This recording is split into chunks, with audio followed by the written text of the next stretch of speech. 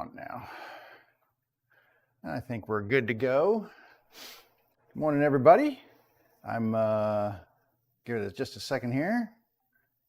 Make sure we can. I can hear everybody, so I can hear myself, which is what we're aiming for here.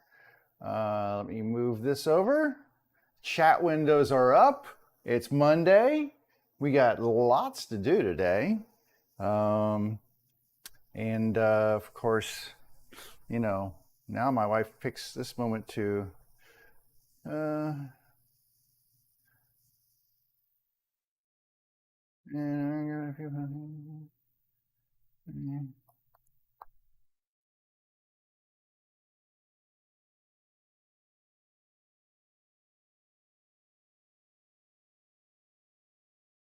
hang on a second, typing a message.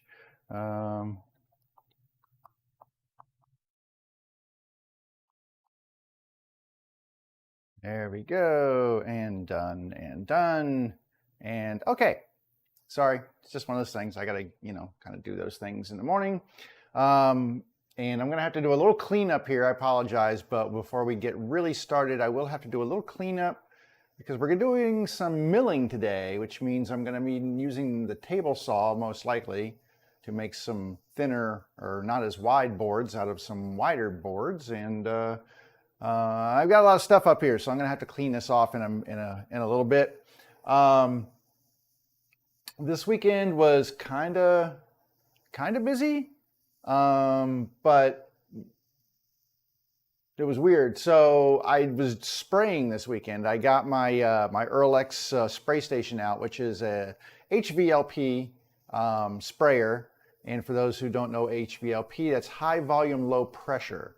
And it's basically, if you see them, it's like a professional. It's got a can down here that holds your stuff you're spraying, whether it's paint or thinner or not thinner, but lacquer or whatever.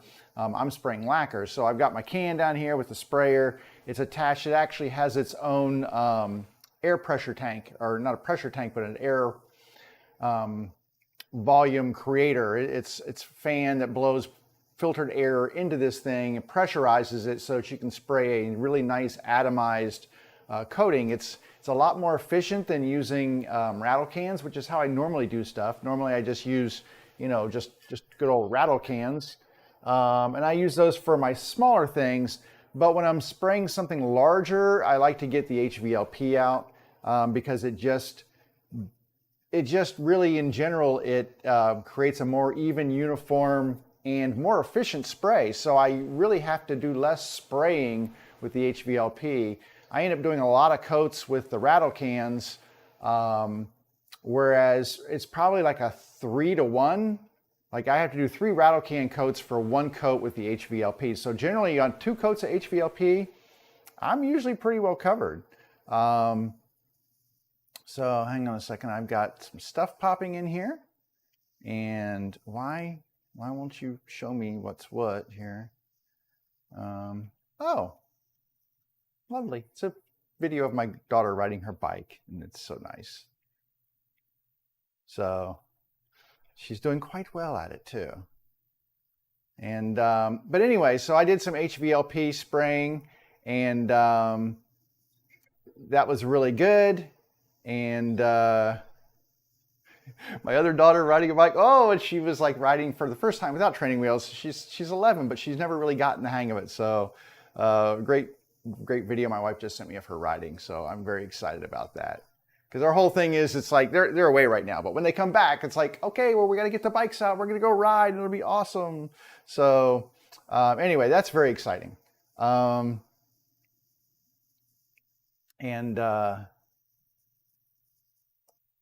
Anyway, hang on just one second. I have to type a message to her.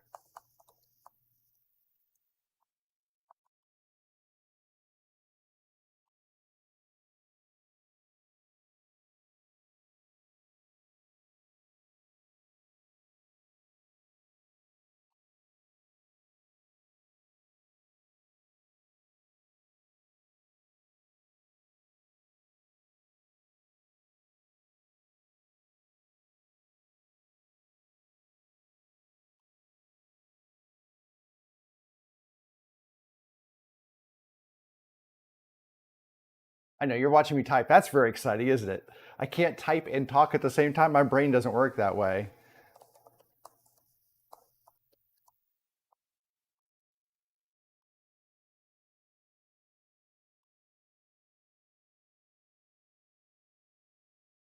Okay, sorry.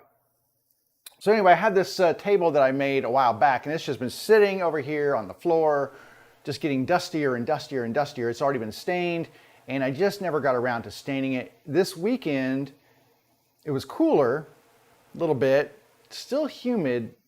You got to watch spraying lacquer in the humidity because you'll get, I can't remember the term for it exactly, but you'll get this, um, basically what it'll do is it'll suck moisture in out of the air and it'll make the lacquer look cloudy. Now, the way to get rid of it is you just spray more lacquer and it dissolves and the water kind of evaporates out. But anyway, it's a pain in the butt. So you got to watch the humidity levels. But it was low enough this weekend that I was able to really do some spraying.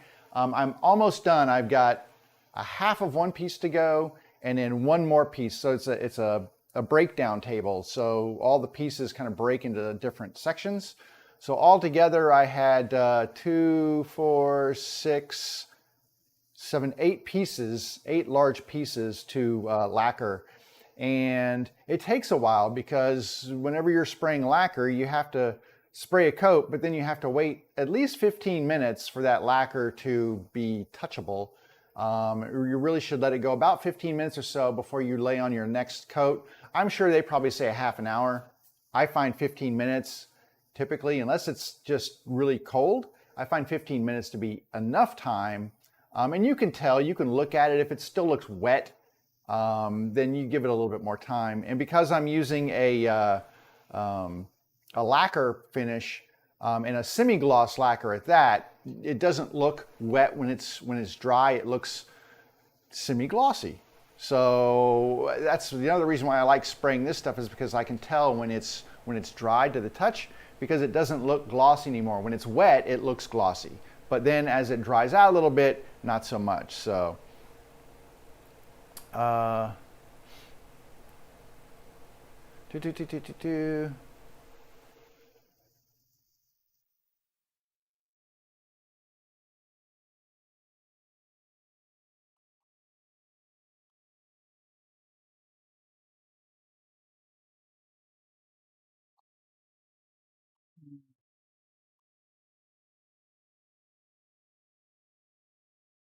oh, spelling.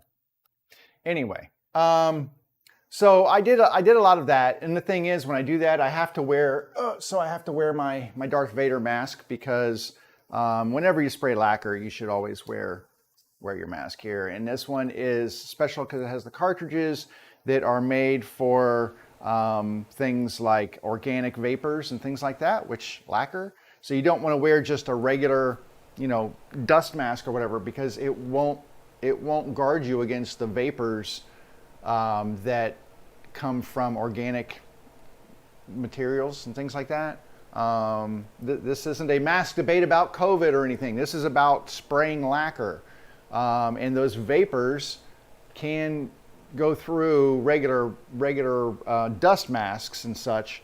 This has got cartridges in here that can be replaced, and these are made for stopping those, keeping them out of your lungs. So very important to wear this, but it's a pain to wear one of these.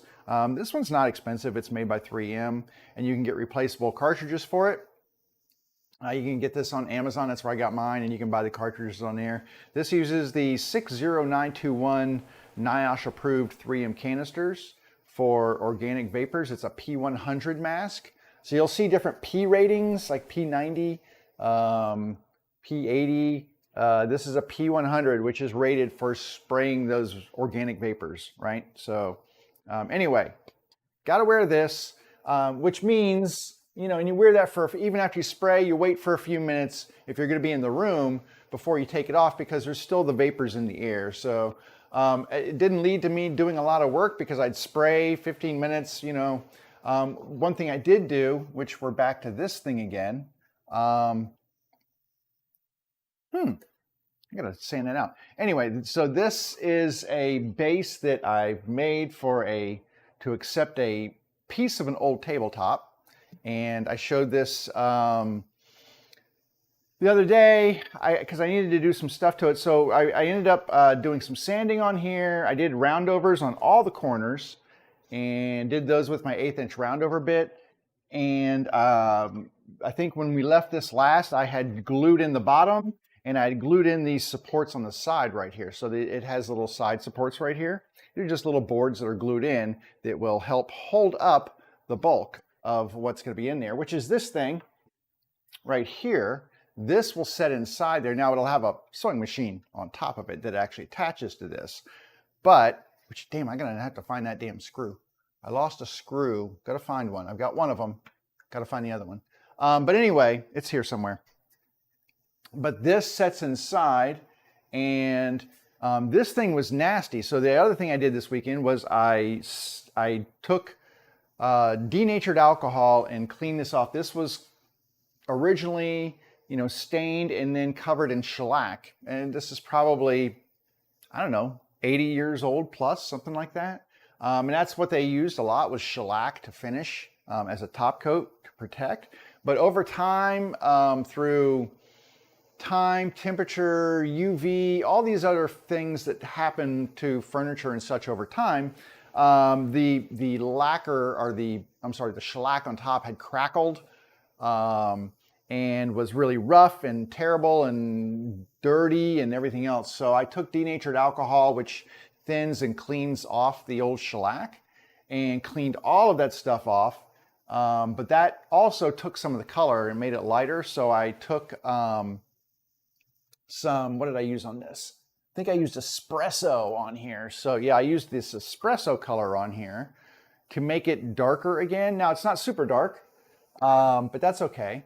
It doesn't have to be super dark. It just needs to match the base, and it doesn't match the base yet, but it will, because I'm going to stain the base, and so it's going to be a much tighter fit for that, or a much closer fit in color.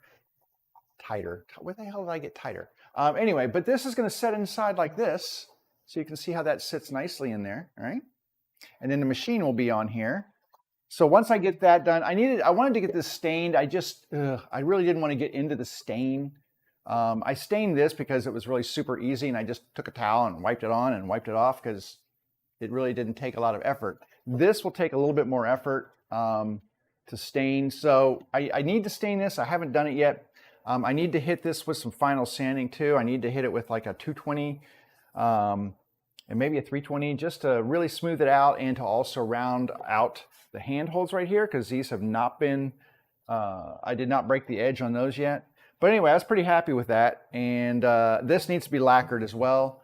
So to lacquer this, I'm going to have to tape out, get paper, and then also tape this whole opening out, because I don't want to lacquer inside here. I just want to lacquer this top surface. So that needs to be done. But I did finish, up all of the gluing and the roundover edges and some sanding on here this weekend. So I kind of squeezed that in there. But the big thing, the majority of work that I did was using the HVLP to work on the tabletop, or the table legs and top and everything else that goes with it. But it's been sitting here forever, and I was like, I made it to sell, and it's probably, I don't know, going to list somewhere between $400 to $500 when it's done. I'm just sitting on, money for no good reason. So I was like, get off your butt and just do it. Now, the only thing I need to do probably is I might have to get a little bit more lacquer. I might have a little bit left here. So what I do is, when I'm using my HVLP, I got a little bit in here. So I will buy lacquer in these larger quart size, is that a quart? Yeah, quart sized containers. This is a semi-gloss made by Watco. And 30 minutes dry to the touch, more like 15, as I told you. But what I'll do is I'll put this in the can of the HVLP, and then, hang on a second, I'll just show you. It's easier if I show you. Let me walk over and grab it, because it's just sitting right here off camera. Take the air hose off of it so I can move it. All right. So this is the, what I would call the business end of the HVLP right here. And that's why I got this one. This is the made by Erlex. They make several different models. This is kind of like their lower end model, but for me, it just was everything I needed. So you've got a can right here, a metal can that is Teflon lined, so it's super easy clean out. It locks in, like here, a little thing locks in, and then you can twist it out. So there's some, you can see the lacquer kind of coming out of there. So what I do is I fill this with lacquer. I don't fill it, but I put lacquer in, lock this down. And then I also add to that lacquer, I will add some lacquer thinner, which right there. So I use, this is just a clean strip lacquer thinner. Clean sprayers and tools, improves flow and leveling, helps resist blushing. Blushing is the word I was looking for. The blushing is what happens when you get moisture in from the air in your finish as you're spraying it, and it's called blushing. And it looks bad, but by adding the thinner to that, it helps to spray nice and even. You get really level setting coats, and it sprays really nicely, and it helps to eliminate that blushing. So I add lacquer thinner to it, and it just makes it spray. I wouldn't have to necessarily. I could probably spray without the lacquer thinner in there, but I just find that it puts down a really nice coat with the lacquer thinner in. So I always try to go that route. And then, yeah, so I spray nice and even coats. But on this thing, so that there's an air hose that fits in the back right here. And that supplies the air. You can control the flow here. There's your trigger to spray. And the nice thing about this is it sprays a fan pattern. So when it's horizontal like this, it's spraying a fan that kind of comes out vertically like this. If I flip this, I can spray one that comes out horizontally. Or if I turn it kind of at a 45, this thing at a 45, it'll spray like a round circle pattern.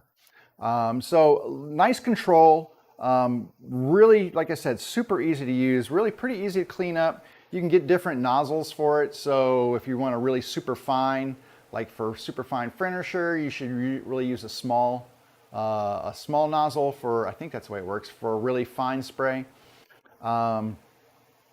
Anyway, I've been super happy with this thing. It's great. I don't do a lot of stuff with it. You can spray paint in here. You can spray latex paint. You can, all kinds of different paints, polyurethane, lacquer. You can spray a whole bunch of different stuff with this. And a lot of it depends on like the needle that you put in there. But it's super, super easy to use. It's really efficient. And like I said, I don't use it for the small stuff because even though it's efficient, I think the spray pattern for what I'm doing is a little big. And so I prefer the rattle cans because I can get into small areas with the rattle cans and be a little bit more precise. So that's why I use the rattle cans for doing things like these bases and stuff instead of just something big like this. It'd be a lot faster if I did it with this, but I think I get a better result with the rattle cans. Who knows? I'll have to do a test one day. But anyway, that was my weekend. That, and I did squeeze a bike ride in yesterday while it was not super gross outside. Humidity has been nasty. Ugh, so humid. Even though the temperature came down, the humidity has just been gross. So I'm looking forward to some lower humidity days. I've got to get some miles in on the bike because I'm training to do my 350-mile ride on the Gap Trail and the C&O Canal Trail. Hopefully in September, which is what, in 2 days? Well, September's in 2 days. My trip's not in 2 days. But we are looking like we're going to start having some cooler weather towards the end of next week. So fingers crossed that that's a pattern that continues. And then I can plan my trip out and do that. But it is hopefully giving me opportunities to get some miles on my bike and get used to riding longer distances because I'll probably be doing between 30 to 40 miles a day, which is not huge, but for me, it's pretty big. But anyway, that was pretty much what I did this weekend. And now we can move forward. So I wasn't planning on doing another series of bases right away because I had some other stuff I was going to try to get done. I was like, oh, I got this project and this project and this project that have been hanging out there. but I've had a lot of people just saying, oh, when's your next group of bases? I really need one, and blah, blah. And it's like, oh my gosh. I know that I really shouldn't pay attention to that stuff, um, because they're going to buy no matter what. But I just feel bad because I know that they're just like, they just want something really nice to put their machine in, and there's not a lot of choices out there for people. It's not like they can just go to somebody else and say, hey, give me one of yours instead of this guy's. There's just not a lot of them out there. And so, they turn to me. They really, they're always like, oh my gosh, your stuff is so beautiful. Oh, when is it? I really want to get one. I'm just like, oh, crud. So I've decided, you know what? I'm going to make another batch here. I'm not going to scream my way through it or anything. I'm not going to go at a breakneck pace, but I might as well start another batch.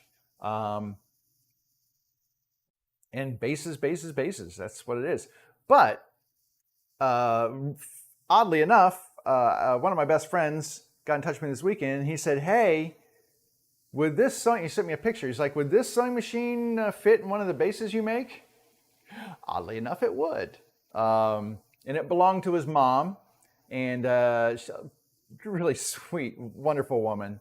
She passed a while back, but she was just such a great person, and always just treated me like one of her own, and I just love that. So anyway, he asked, because the base that it's in, like a lot of bases now, are kind of busted up and old, and he asked if I could make a base for it, and I said absolutely I can. So I had done my tally of how much I was going to do on Friday. I kind of brought the boards out and looked at them and said, okay, well, let's figure out. Well, I've added one more board to the mix. So this board right here is walnut. I'm going to make his out of walnut because, hey, he's one of my best friends. And so that's what you do. You break out the walnut for your best friends. That's the way that works. So anyway, I'm going to make him one and get it all done. Oh, look, and somebody left me feedback on Etsy. Isn't that wonderful? I love it when they leave me feedback on Etsy, because usually it's wonderful feedback. And it makes me look good. But you know what? I only look good because I put the effort in. You put the effort in, you get the good feedback, and other people see it, and they have faith in your products. All right, I need to get rid of this. And by get rid of, I mean move it somewhere else. It's not in the way. So I guess over here will work for the moment. I hate doing that, but it's pretty stable. So, and I've got the machine that goes with it sitting down here on the floor too, which not great either, but I need to get things out of the way so we can get moving here. So what I've got to do first is we got to get two things done. These boards, a couple of them need to have the ends chopped off because we need to make we need some larger sections of boards that we can use for lids, because we're going to make bases, and some of them are going to have lids because they're going to have little side compartments. They need lids. In order to make the lids, I can't cut the boards down to 3-inch strips and then make the lids. I guess I could, but I'd have to glue them back again. Why do that when I can just cut a section off and there's my lids right there? So I'm going to cut off the parts that need the lids. I'm going to first, before I do that, I'm going to get a straight edge on all these boards, and that means running them through my jointer. I'm just going to get one straight edge. It's not going to be perfectly 90 degrees to the flat surface. It'll hopefully be close, but anyway, it's going to give me something that I can push it against the fence on the table saw and have a nice straight edge for cutting these into thinner boards. But it also gives me a straight edge to put against my my other saw here, my chop saw, to cut some of these ends off and try to keep the board squared up as much as possible. And that starts with one straight edge. So I will do that over on the jointer. I can't do the flat part because all of these boards are way too wide, and I only have a 6-inch wide jointer. So in order to joint one flat side, I have to make them thinner boards first. That means I need a straight edge to run through the saw. It's a cycle. So the first thing we're going to do is joint some boards. And I have the jointer kind of pulled out over here. I have, probably before I do that, I should probably empty my my trash from the, not the trash, but the dust from my dust collector over here. I did empty my trash can so that I have room to dump the dust collector. And before it fills up, probably the first order of business is to do this. When I start, not necessarily the jointing part, I mean, it's a little bit, but when I start milling these things, and especially on the planer, I'm going to be creating a lot of this stuff. And I'm going to start with an empty bucket because, like I said, I just emptied my trash can. So hopefully, it's a lot of dust. Oh, so much dust came out. No, no dust. Don't go on my stuff. Ooh. Oh, the fan's blowing it that way. Good. But anyway, it's always good to empty your dust bin collector thingy before you get going because you will, when you're milling, you will be making a lot more. And it just means you don't have to stop as soon. So let me get some stuff cleaned off here a little bit. All right. I don't need this. This is from spraying and painting and other such things. So just ditch that to the side for a moment.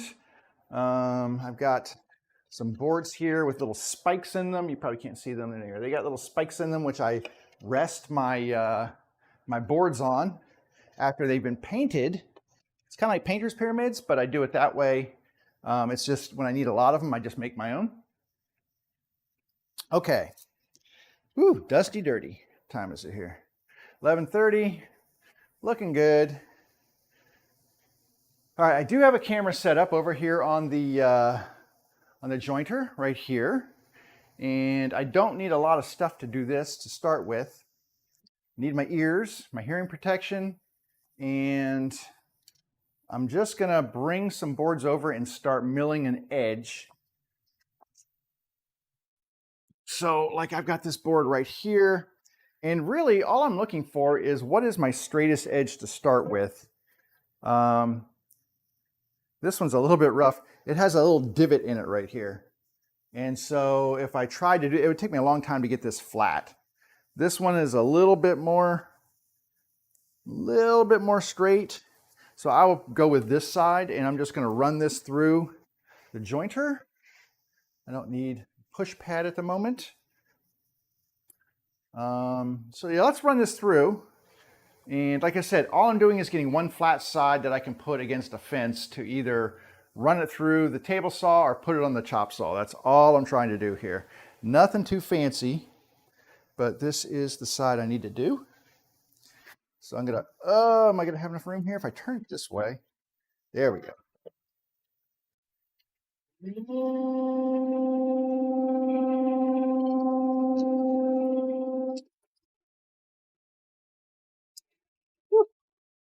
I'll grab this one.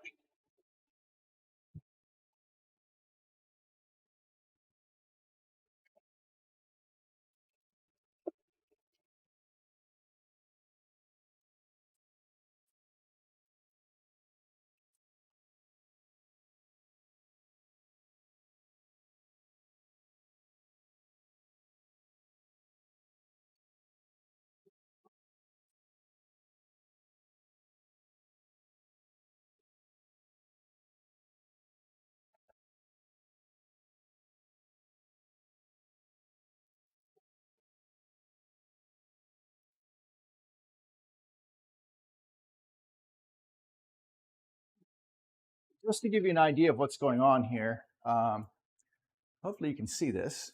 So right here, this is all jointed now, but down here is rough, and it's very rough right here, but then this area has been jointed right here.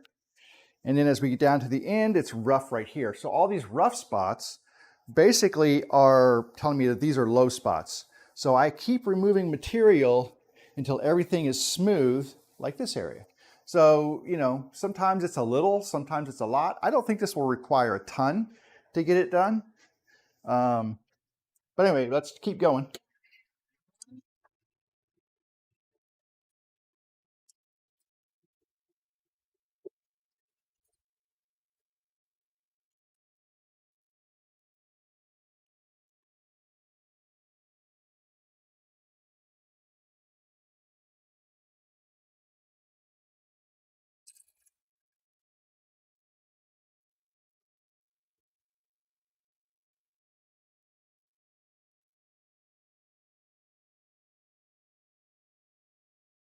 Good.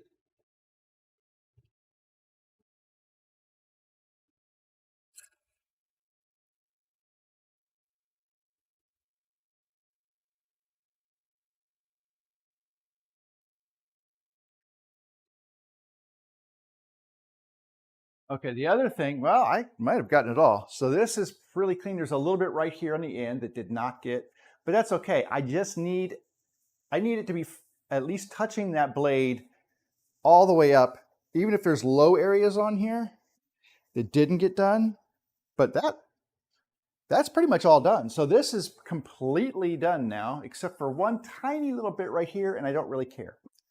This is really flat now, and that's really what I care about. That and the fact that I think there's a spider in my ear. So I have to always watch when I leave my headphones and stuff around that these little teeny spiders don't get inside there and start, making homes, because they're really annoying. All right, so I'm going to set this one aside. I'm going to have to take a couple of them over to the chop saw to cut those boards for the bottom sections. The cherry, I actually have this piece right here. I'll show you in a second. I have a piece on the cherry that I think will serve for making lids. So right here, I wrote lid on it. This is a leftover piece from something else, but it's wide enough and it's thick enough that I can cut this on the, I'll do a resaw on here and just put this on the bandsaw and make a lid out of this. So I'm saving that for a lid, but here's the cherry board that goes with it. I do some markings on this one. So I did some markings to figure out exactly what I could get out of this. Right now I'm going to look for, I've got a pretty flat edge. This edge right here went through the table saw, and I can see because right here you'll see saw marks on here. So it's fairly flat. I'm just going to run it through again just to make sure that it's really flat for running through the table saw.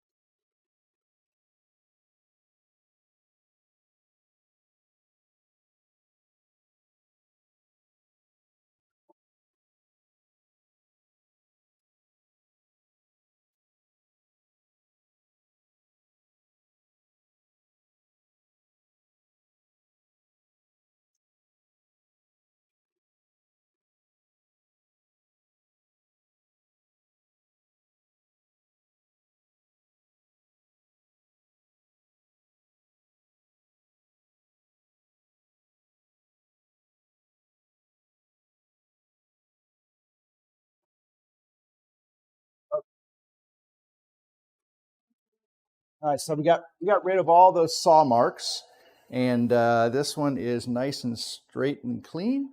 So we can put this over here. Now I'm not going to need to run this on the chop saw, so I'm going to make two little piles here. One that needs to go on the chop saw when I'm done, and then the others will go onto the table saw for slicing down. This has a clean edge-ish right here. This is sort of clean, but it's a little, you can see, a little bit rough right there on this end.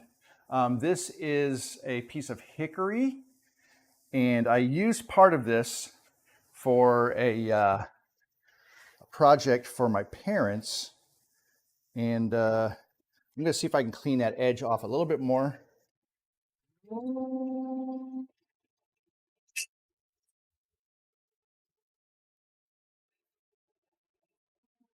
And I think because of the way that is, I'm going to not be using all of this anyway. That's for the lids.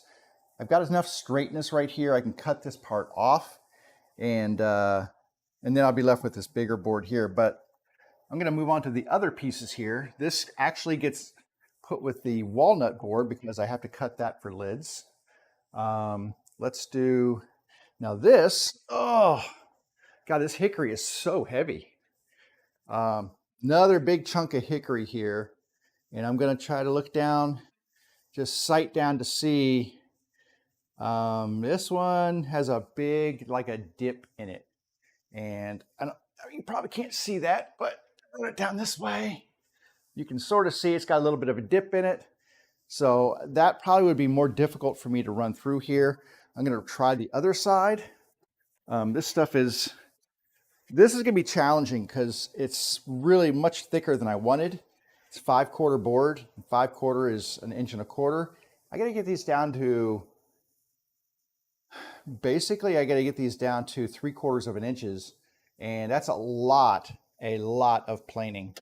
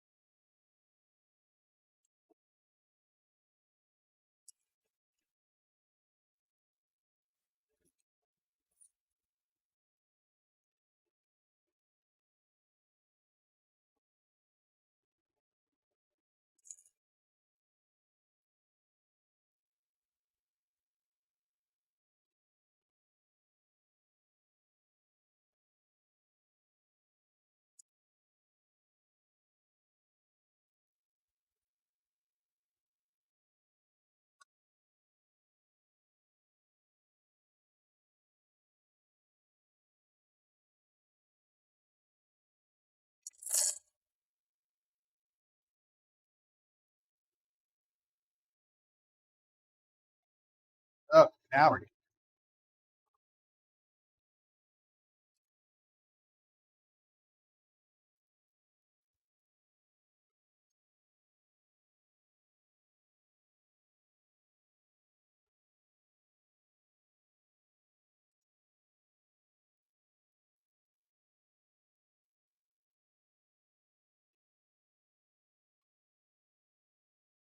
okay.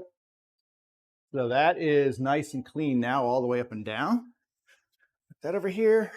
The last board we have to do that needs an edge is a piece of white oak. This is not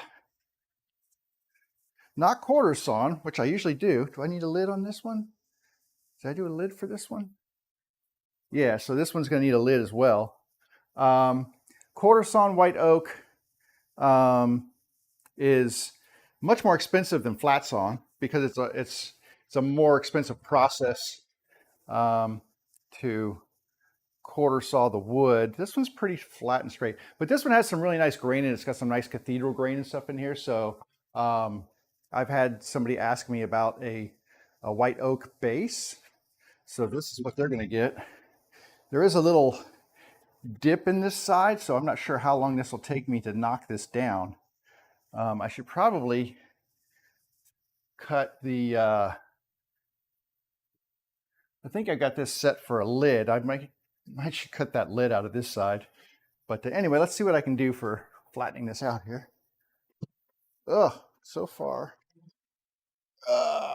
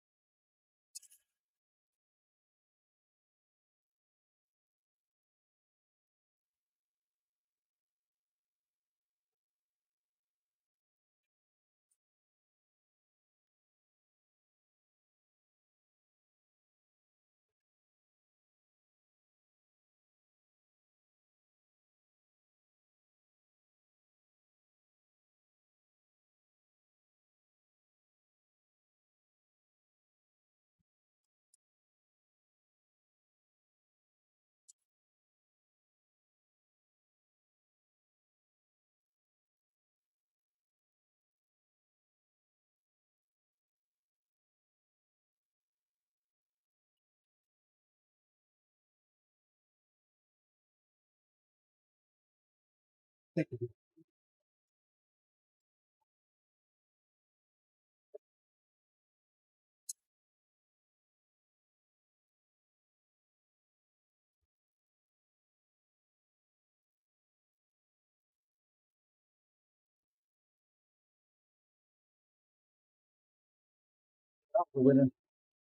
right. All right. So even though there's still a little bit right here that didn't get cleaned off, it did clean on this edge, which means that edge will sit against the fence, which means we're good to go. This is also going to get the lid cut on it. So it's going to go in the stack of those that need the lids. And those are going to go over to the compound miter saw next. I call it the chop saw, but it's all the same thing. I am going to clean up my dust piles over here because I'm going to be coming back to the jointer in a bit, and I want this to be clean as possible.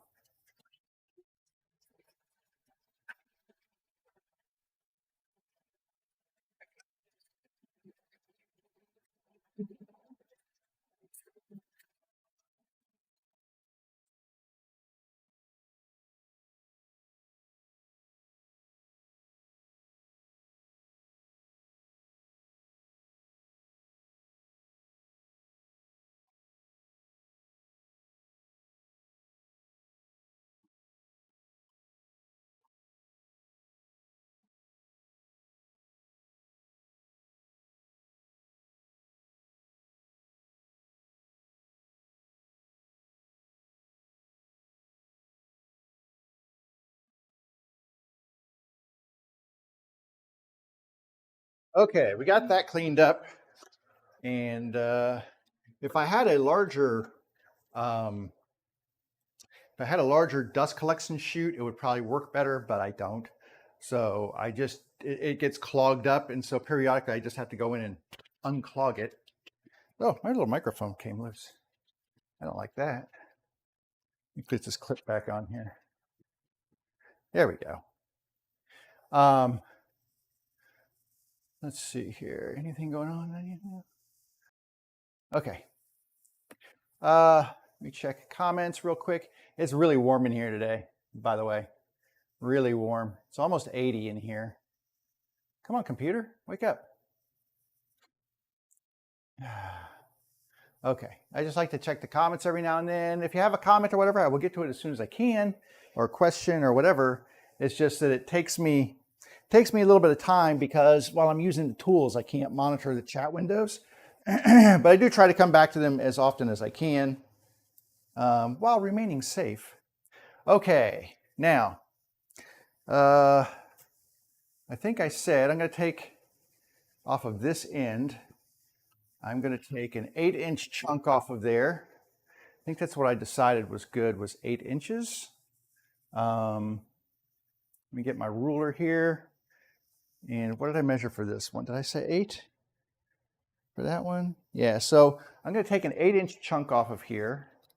And, you know, I actually don't even need the ruler. I'm just going to get this big thing right here, and I'm going to measure it down just off the low end here, just so I can get 8 inches marked on here. And then, right there, lid. So I write lid on there. All this is going to get cleaned off anyway, all this wood, but that lets me know what this is designated for. So I don't use it for, I don't like abandon it for scrap or something. Oh, let me get rid of this. Or get rid of it, but this is the, I'm still waiting to get some feet for this cutting board that I made. So until then, it's just kind of floating around. But I need to have the room here for this to go across this area here, fit up here. I would put a position up here for the camera, but honestly, you don't really need one because I'm just cutting one piece off of here. And it's not really necessary for you to be tight on this. So I'm just gonna put this in, lock this down so it doesn't flip around and everything. And I'm just gonna cut these off. And these are just gonna be my lid sections, and that's all. And then we'll go over to the table saw and we will start cutting these into strips. So let's do dust collection and the saw.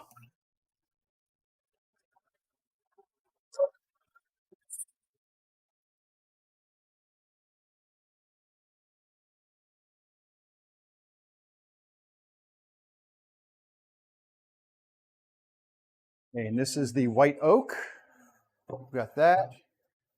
And we stack this board somewhere else. It doesn't need to be here now. Put this over by the saw over here. That's where it's going to go next. And then we need this big hunk of junka thing. So got my lid section on there. This down here. I don't really need to lock it down, but I probably will just to be safe. Get this sized up. Okay.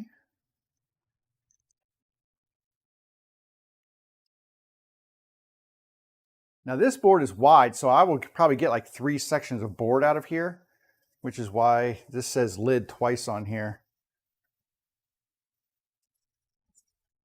Dust collection.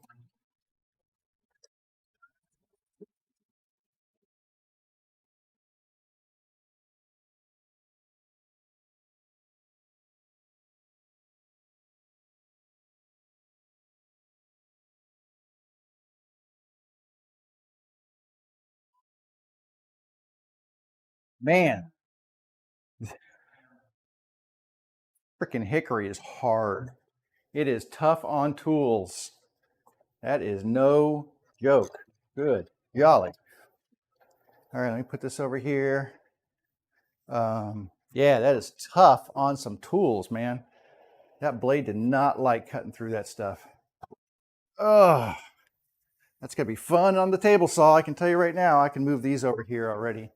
I don't need to cut lids off of these, so I'm just gonna station them over here. It makes me just appreciate Cherry so much more. Cherry is such a joy to work with. If you've never worked with Cherry, you should at least do one project in Cherry. It is so nice to use. Oh, look, flash flood watch. How awesome. Yeah, we're going to get all of the, well, not all of it. We're going to get some of the moisture from the Hurricane Ida. So that's been some scary stuff to look at over on, hitting Louisiana. So hopefully folks there are okay. I know there was one fatality. Sad to say, because,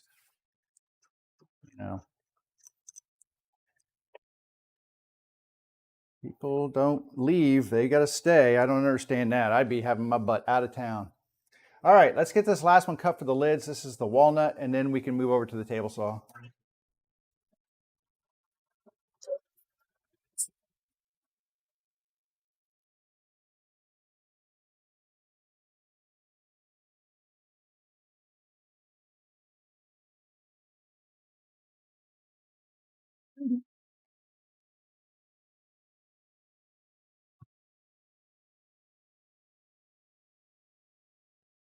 I gotta tell you, I love the way walnut smells when you cut it. I don't know what it is. It just has its own unique smell, and I do like that. All right, so now we got to get set up for doing some table saw work. I'm gonna put the blade down here, and then we'll just take the dust collection, because we will need dust collection at the table saw for this. So I'm gonna put the dust collection in and hook that up to the back of the saw. We will need power for the saw. So I will run some power over here.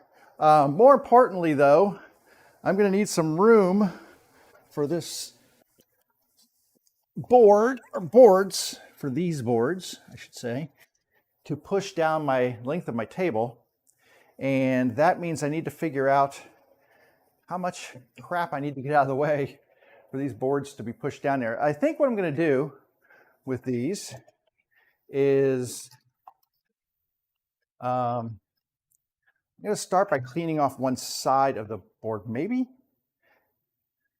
Because usually what I'll do is I'll like measure out 3 inches on here. So you can look here. So I'll measure out, like I'll move this fence over to like 3 inches, right? So I'll put it at 3 inches.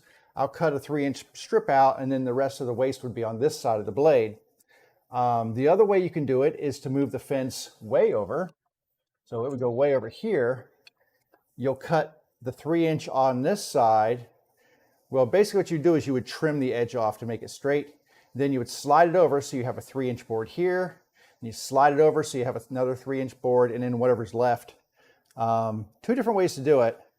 One of them requires me to clear less crap off of my table saw, you know, so that's a bonus for me. I have to move things out of the way. If I want to run wide boards through here, I really have to make sure that I have the space over on my bench here. So let me get rid of some stuff now on the bench that I don't need, because it is just going to be in the way.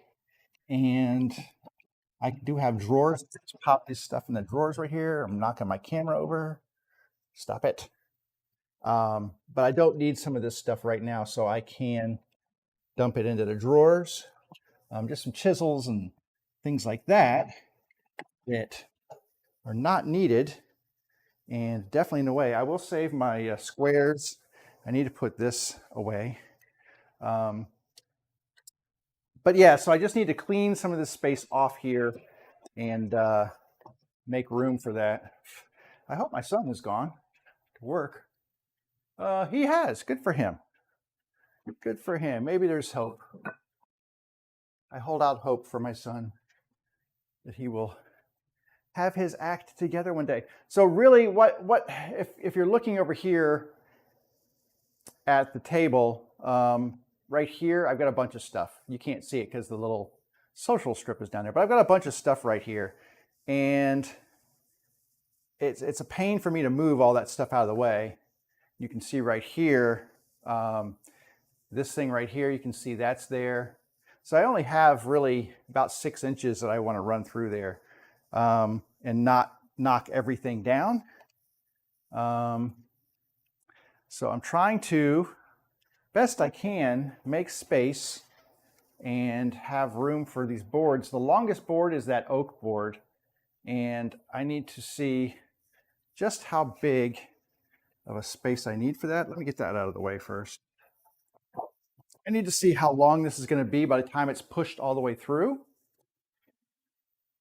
because it's going to go all the way down, and I'm going to have to move my camera. Okay. Yeah, see, this is what I'm thinking, is that like some of this stuff, I just have to make room. These are very long boards, and I'm going to move this out of the way for the moment. I'm not using this camera right now anyway. That's my GoPro, and it's not being used at the moment, so I'm going to push it out of the way. I'm going to get this other stuff out of the way. I'm going to put this screw right there. I need to find that other screw, by the way, just for reference. Need to find that other screw. But for the moment, I just need to get some stuff out of the way here, because I need to have room. Oh, it's my scraper. I was looking for that. See what happens when you don't put tools away? So if I push this down here, all the way down here, okay. So all this stuff that's down here is just going to be in the way, and I'm going to move all this stuff out of my way. And this is the only problem with working with long boards in my shop, is there's not a lot of room for them to go as I'm passing them through the saw and stuff. I really don't have that much depth behind my saw. Ooh, that's a bunch of little screws right there. Put all these together in one place so I don't lose them. Okay, hopefully that's wide enough that I've got all this stuff out of the way here, and we shall see. We shall see. I've hopefully cleared enough space, though, that we can make this happen. But I think to do this, what I'm going to do is that first thing is I'm going to trim the edge off of this board to give me a clean edge, which means I'm going to put it through like this. So I want to figure out how big that's going to be. Let me set my blade depth here so I can get that done. Okay. So in order to clean this edge off, I think right here. Oh, it's such a heavy piece of wood. Because I just need to shave it off. I don't need to go huge. Just need to shave the edge off. I don't know if that's gonna be enough, but let's make one pass here. Let me go get my dust remote, and we will make one pass on here just to see if I'm gonna have to make another one. Okay, this and that should be tall enough to avoid that, hopefully. Is that going to hit that? That's going to hit that. I'm going to bring this down just a little bit. There we go. Okay. All right, let's go ahead and cut a board and see what happens.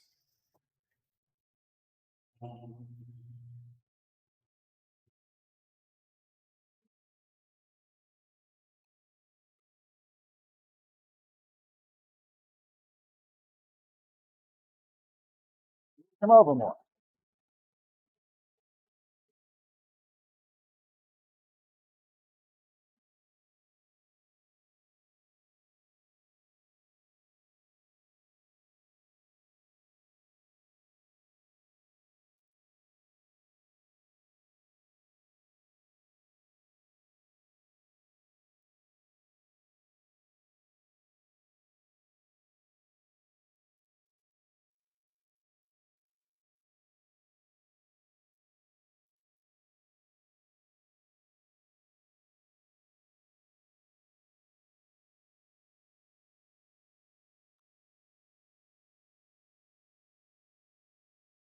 Okay, that actually worked out because this was, I went just on the edge of this, but it got a little thicker at this end, so that worked out well.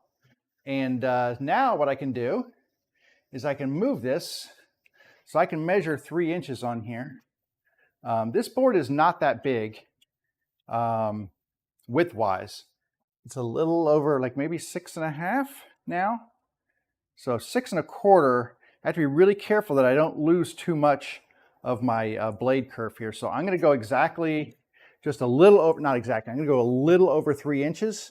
I have to leave myself a little bit of space because there's a kerf and because I'm going to have to clean these edges up. And I like to leave them right about 3 inches. So that's a little over. That's about a 1/16 of an inch over. And I'm going to cut the first one so that my good strip will be here. I'll then slide it over and do the next one, but I have enough room at the end of the table, I think, to make this happen. Let me set this up. That's not going to work. That's, do it this way. That will work. Right there. Okay. So that works. All right. Okay, cut number 1 on here, first board. We're going to get that one done.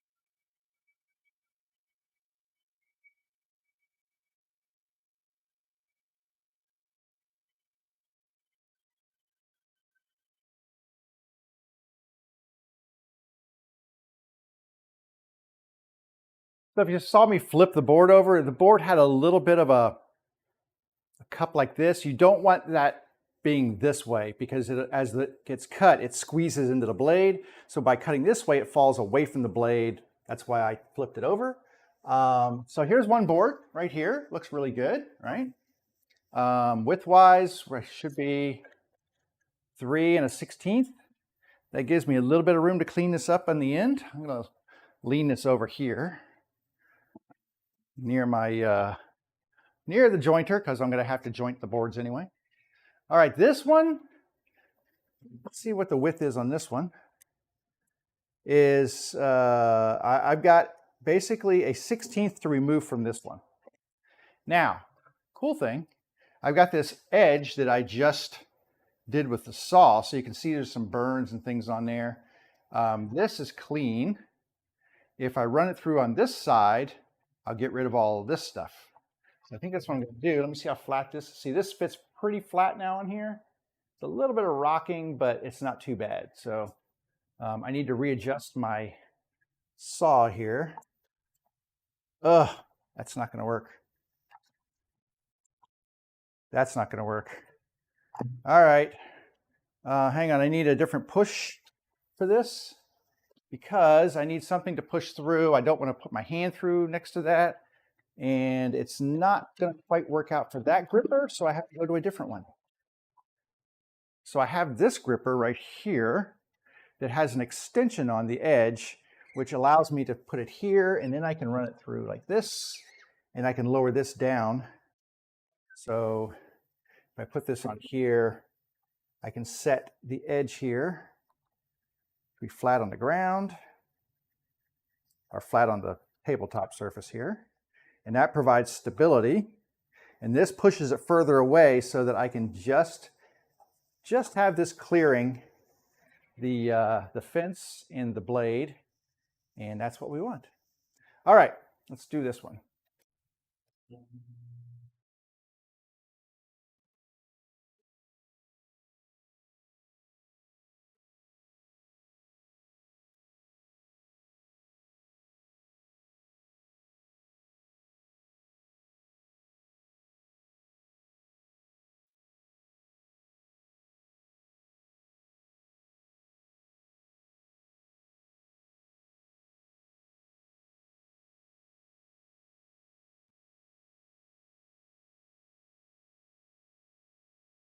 All right, that worked out well.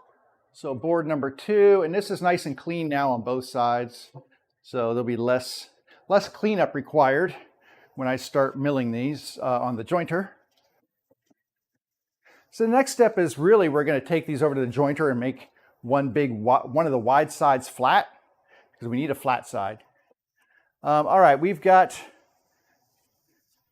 this board. Obviously, we've milled this side of it flat, so it's going to go against the thing here. I can see it's got a little bit of a cup this way, so we'll definitely have this side facing down.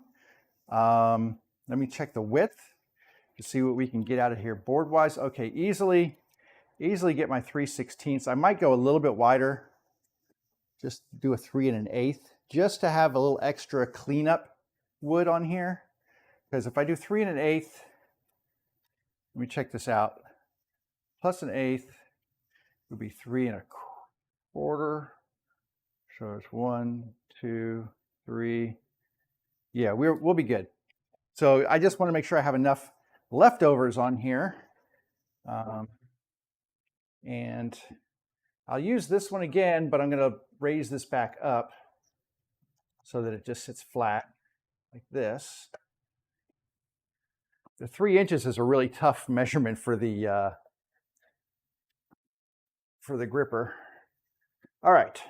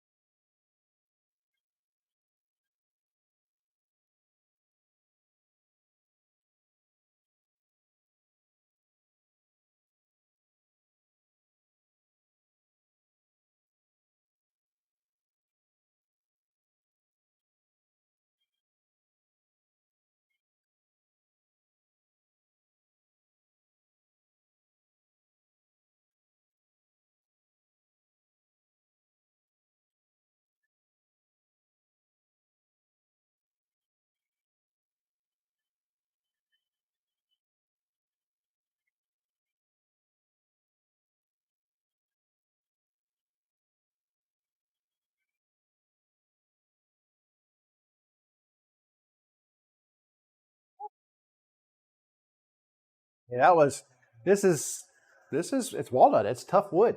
Also, because it was very cupped like this.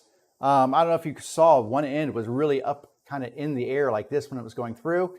It's going to sit flatter now because we've kind of cut it in half. But that was a challenging one to get it just right. Um, but I'm glad we went through the effort there because I think that's a pretty board and the other one will be just as lovely once we get this one done. So we can cut this one down now. It also has a little bit of a tilt to it now, but it's not as bad as the previous one. So now I can set this one, and you can see how hard it was. It was struggling to cut that. Um, it was like, oh, that's where a really like nice cabinet saw with like 220-watt power would be really nice. But I don't have for a 220-volt. I don't have that, so I just have to feed it really low. I do know that raising my blade up helps because you don't have as many teeth in contact with the wood at one time. If all the teeth are in contact with the wood, it makes it a little bit more difficult to cut on tough wood. So here I'm only getting the wood basically in the front contacting, not all the way across the surface. And that makes it a little bit easier.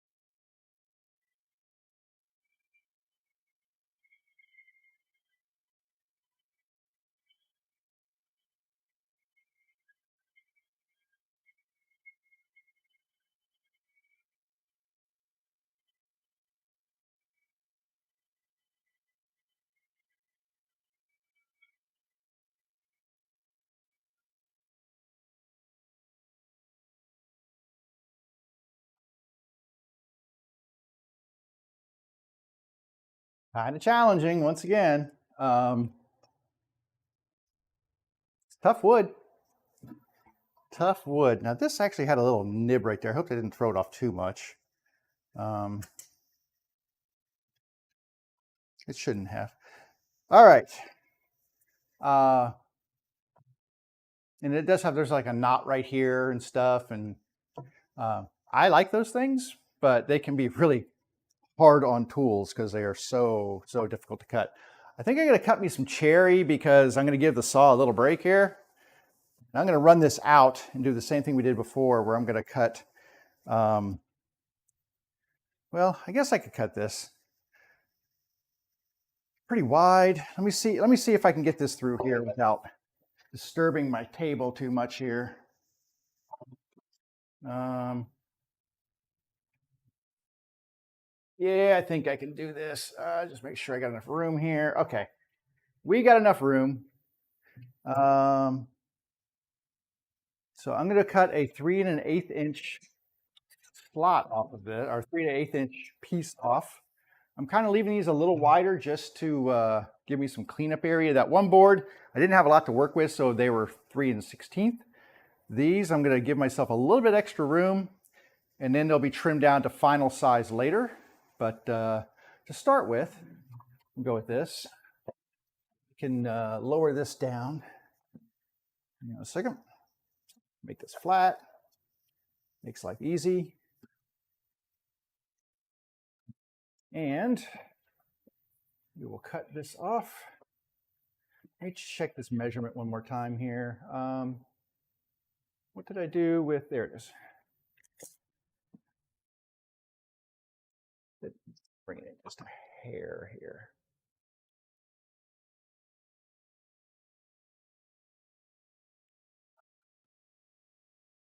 There we go. Okay. Once more.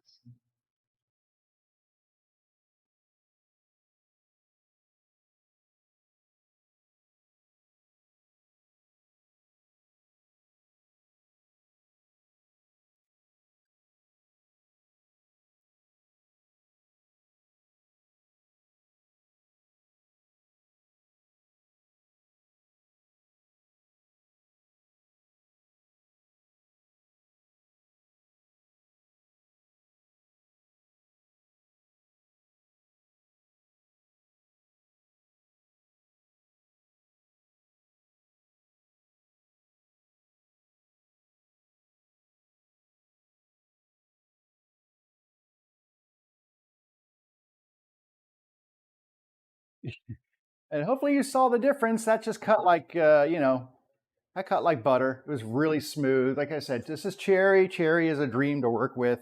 Cuts super smooth. I mean, it has some issues, but overall, your tools will love your cherry much better than other hardwoods. It is that good. Let me just check my width here. I should be plenty fine. Yeah, plenty fine. All right, let's cut two more paths here. I'm just going to cut one. And then I'm not even going to shut this off. We'll just go and do the other one.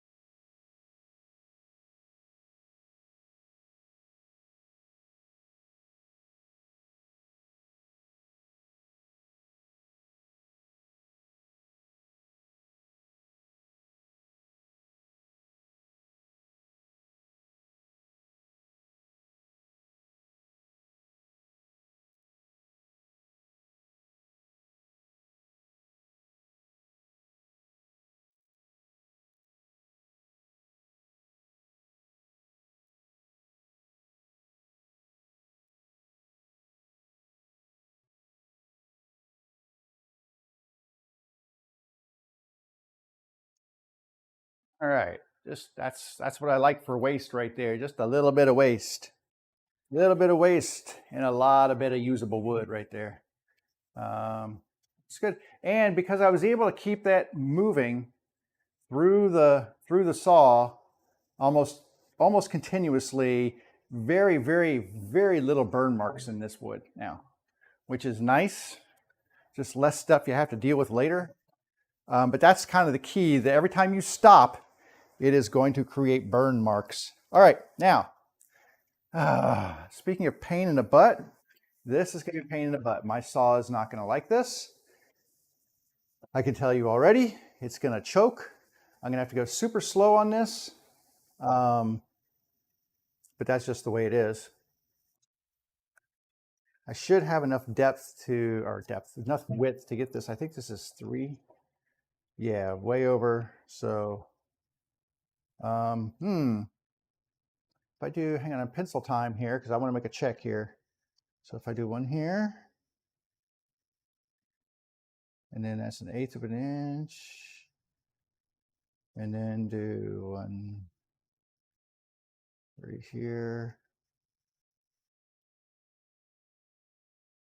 I'm trying to see how much wood I'll have left here to make sure. Yeah, so I might go a 1/16. I might go 3 1/16 on this, just because of the width. I want to make sure that I've got enough for my 3-inch boards here. So, all right, nice and slow on this one. No rush here, but we gotta get these clean cuts.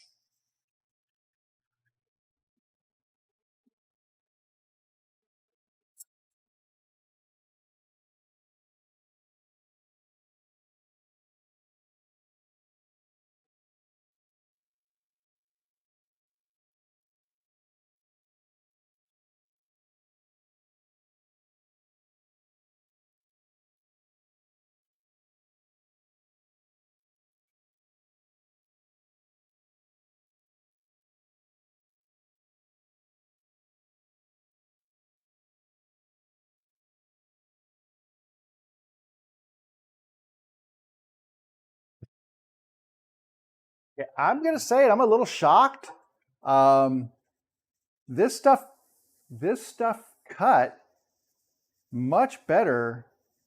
It rip cut much better than it cross cut. The cross cut was just a bear. This stuff rip cut pretty smoothly. I was pretty pleased with that. So no complaints on my end, not least on this first board. Now, when I get to the rough stuff that's a little thicker, maybe, but shoot, that was a pleasure, man. A little bit of burning here because I was going so slow, but that's okay. I'll take that over like choking like a dog trying to get these things cut. Now, let me see here.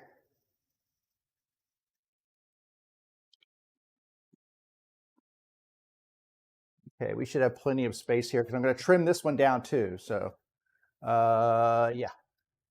All right, here we go.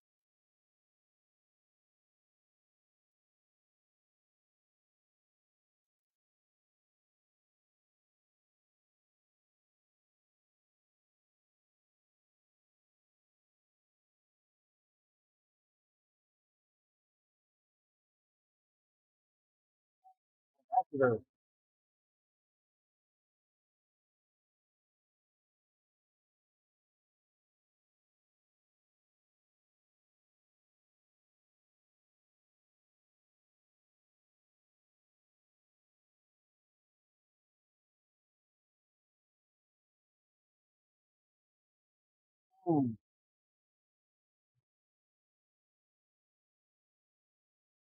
All right. So just a little bit of issue here is that this one, I could take it down to 3. It's going to be really close, and I have to still joint this and everything. I'm going to leave this cut part raw. The board was a little bit narrow down here, so it's like a little under 3 inches at this end. I can go under 3 inches. I'd rather not, but I can. But I'll save that. We'll make that decision down the road. Like if I have to make my boards for that one particular part 2 3/4 inches or 2 7/8, that's okay. I can live with that. I've got a little bit of wiggle room there. I just prefer 3 inches is nice and even for me. So, all right, next big one coming up. Another big boy here. This one has a little bit of a cup this side, so we're gonna go this way. Oh, I'm hoping this one cuts just as smoothly as that last one because that was really not bad. But you can see here, if you look on, if you see how it wobbles like that. So I want to make sure that this side is down. Look at that wobble right there. That's not easy to deal with. There's a lot of wobble here. So we're going to try to do this best we can. But like I said, you really want this to be corners of the happy face up because that way as you cut, they fall away from the blade, not towards the blade. And we'll just do the best we can here.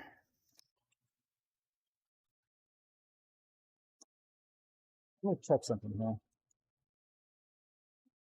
It's 9.5. If I do 3 1/8, so that's 3 1/4 plus. Hang on a second. I just want to see if I can get this board maybe a little wider than that last one, and I want to see if I can make this a little bit wider here. So we're just going to call that 3 1/4. We're going to call this one 3 1/4, and I want to see what I'm left over with here, or it's going to put me in the same spot. Yeah, I'll be in the same spot. So not going to do 3 1/4. I'm going to stick to 3 1/16, and that should give me 16th plus an 1/8. Because I'm really, you know, that's the thing is people don't add those 1/8ths in. That gives me just a hair about 3 inches. So we'll take it. It'll be close. Like I said, I think these are going to be milled down just a hair under 3 inches. That's okay.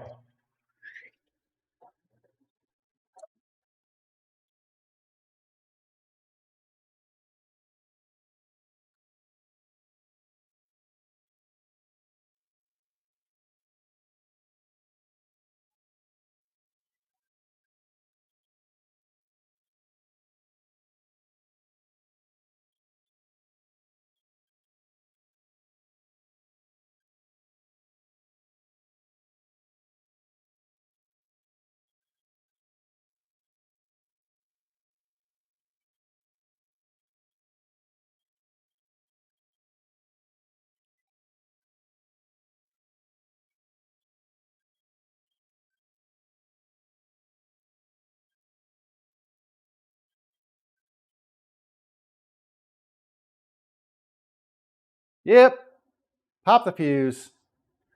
Just did it. So board's getting a little thick down at that end down there. It's getting a little pinchy. Not much I can do about it. See if I can fire this thing back up here. But keep that separated a little bit there.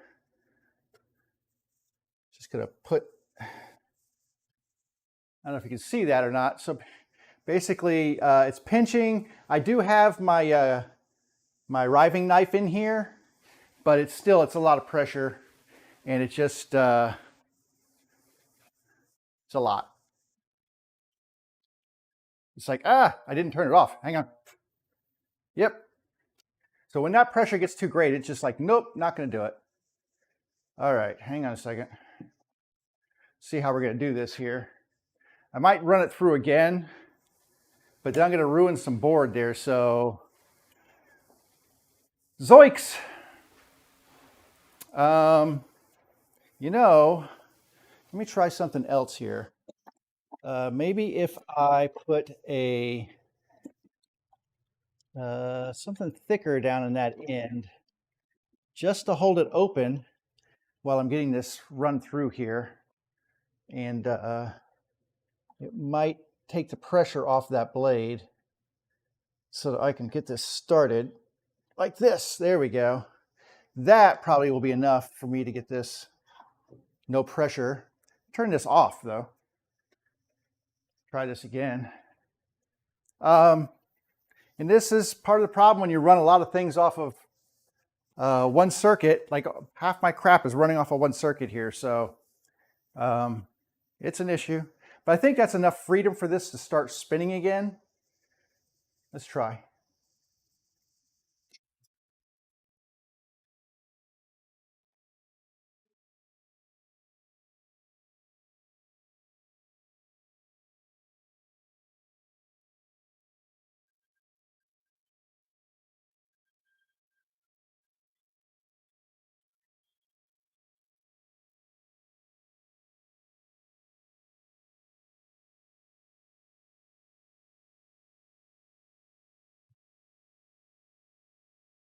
So when you cut a board, you're releasing tension that is in that board. And that tension can release in a lot of different ways. Sometimes that tension goes to fill the space where the void now is. So if your board's like this and you create a gap, it's going to try to fill that. That tension is going to push those boards together. And even with a riving knife, it is a challenge. Especially if you're running on, I won't call it an underpowered saw, but this is not a cabinet saw. So like maybe a 1.5 horse motor in here. If there was a 3 horse motor in here, it would have looked at that and just laughed. But anyway, we got our board done and this is fine.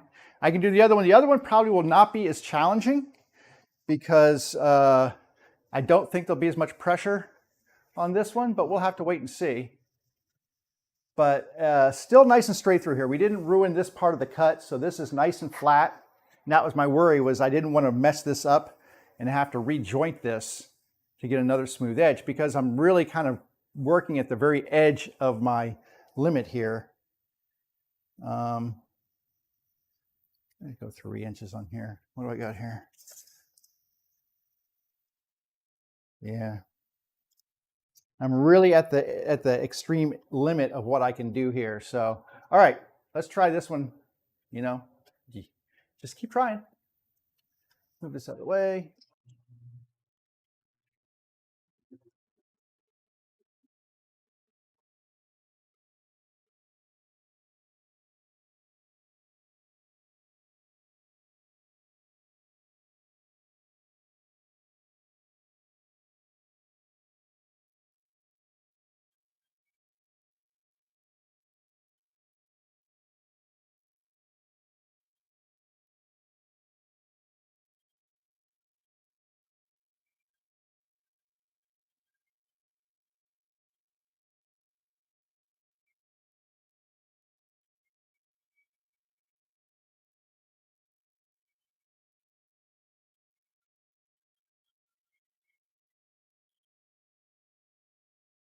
Did it again.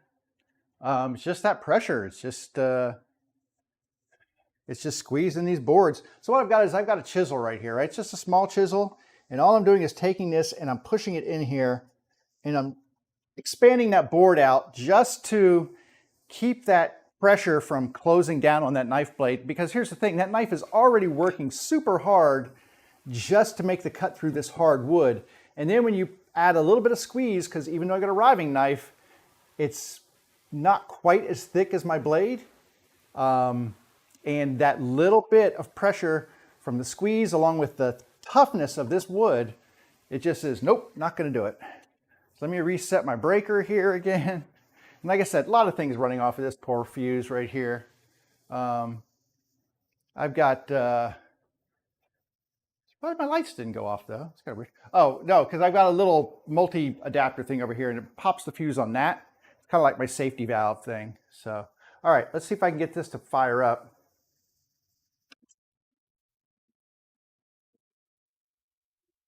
That works.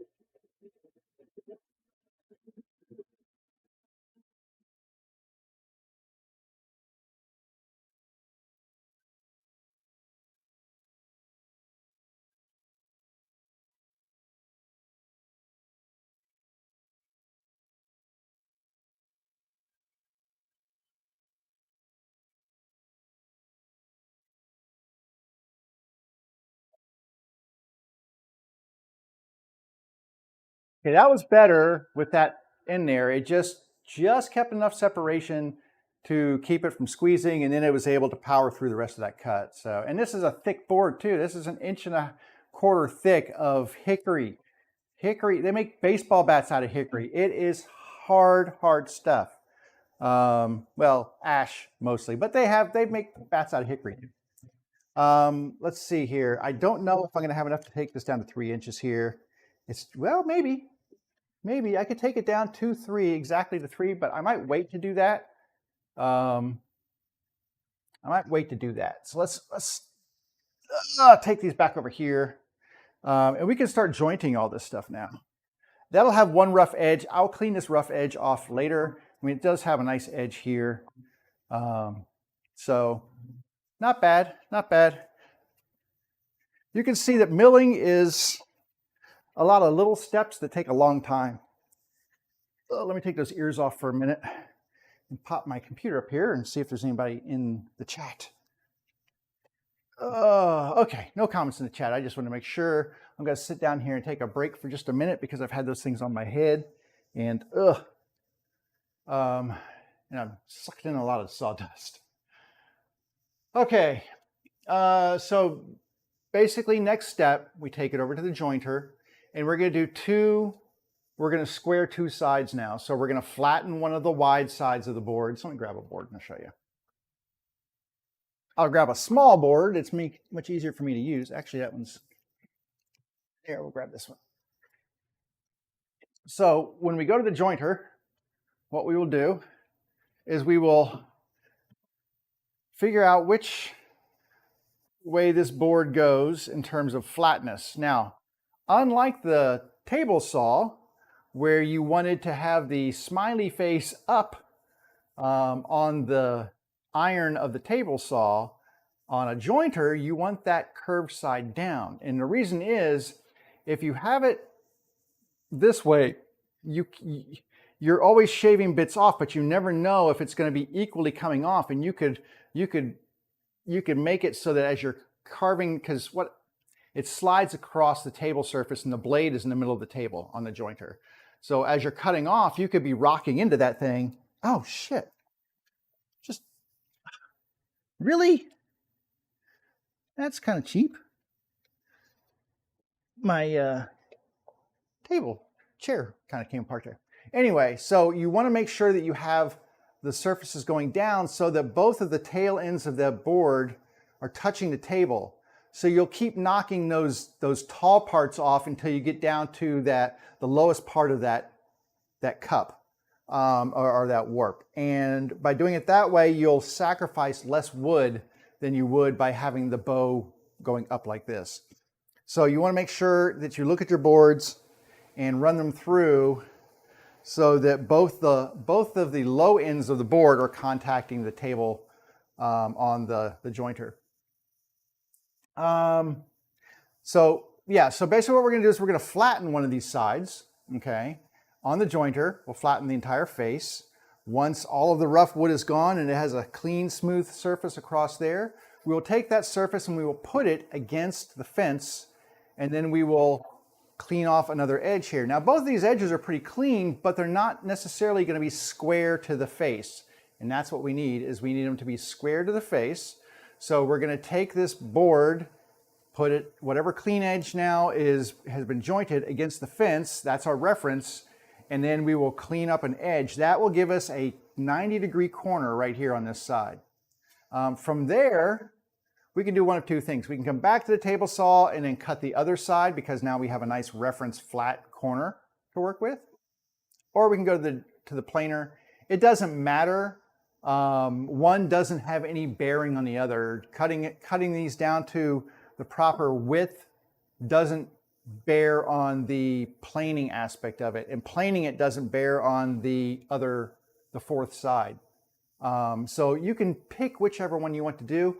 Generally, after I have planed after I've jointed all my boards, I go to the planer. That's just kind of how I do it. And then I thickness them to the final width as my very last step.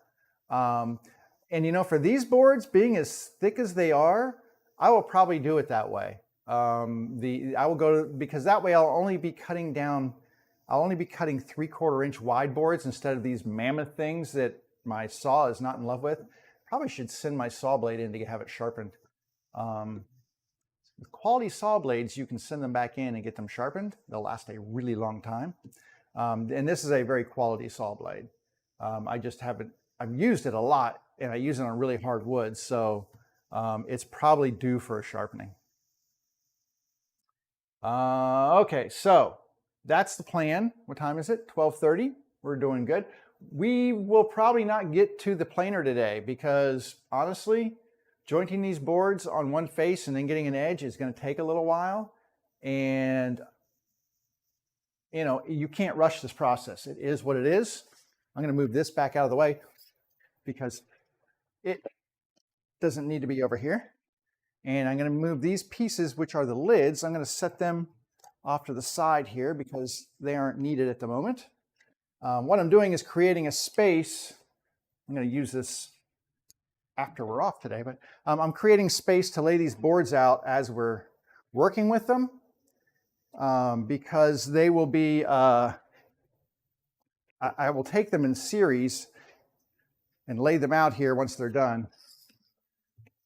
I don't know about in series, but basically I just kind of get them all going so I can lay them out so I know what's done and what's not. All right, we will be going back to camera number 2 for this, so give me just a moment. I'm going to put this router bit away so it doesn't get damaged. So let's go back to camera 2, which is the jointer. Boom, there we go. And like I said, we're going to flatten one of these flat edges. The wide parts are going to get flattened. Now this has a knot in there, and you have to be careful with knots because they can end up breaking and flying pieces out and stuff. So we're going to be careful with that. But I think, and also I had raised this blade up to take a bigger cut, but I'm going to lower it back down to take a smaller cut now, a more fine cut. What is that? That is 1/8 of an inch. So that's a 1/16 of an inch. So that is a 30. So I'm taking a 32nd off here, I think is what I'm doing. Either a 32nd or a 64th. It's really a fine cut. You don't need much more than that. Anything else, and you really can start, especially with if I had a different jointer with like maybe a Shelix head in there or something, I would probably take bigger cuts. But with this one, I go really fine to keep the wood from chipping out and stuff. All right, I need pads. I need push pads. So push pads, got my board. I have established which side goes down, and I'm ready to go. So let's do this.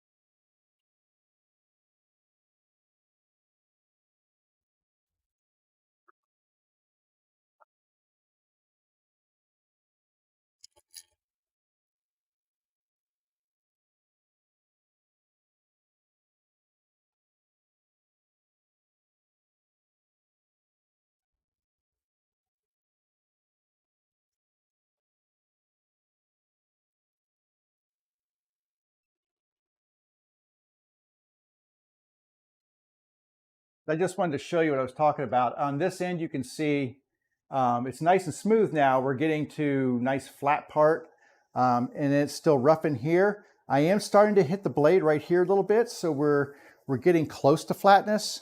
And then it picks up down at this end too. So you can see I'm knocking the high parts down and bringing everything down to the lowest level of the board. And that's kind of like just basically the strategy we'll use. There's a lot of knots in here. I will end up filling these knots. Depending on what it looks like once we get the boards down to size, I'll end up filling these knots with probably some black CA glue that is made for filling knots.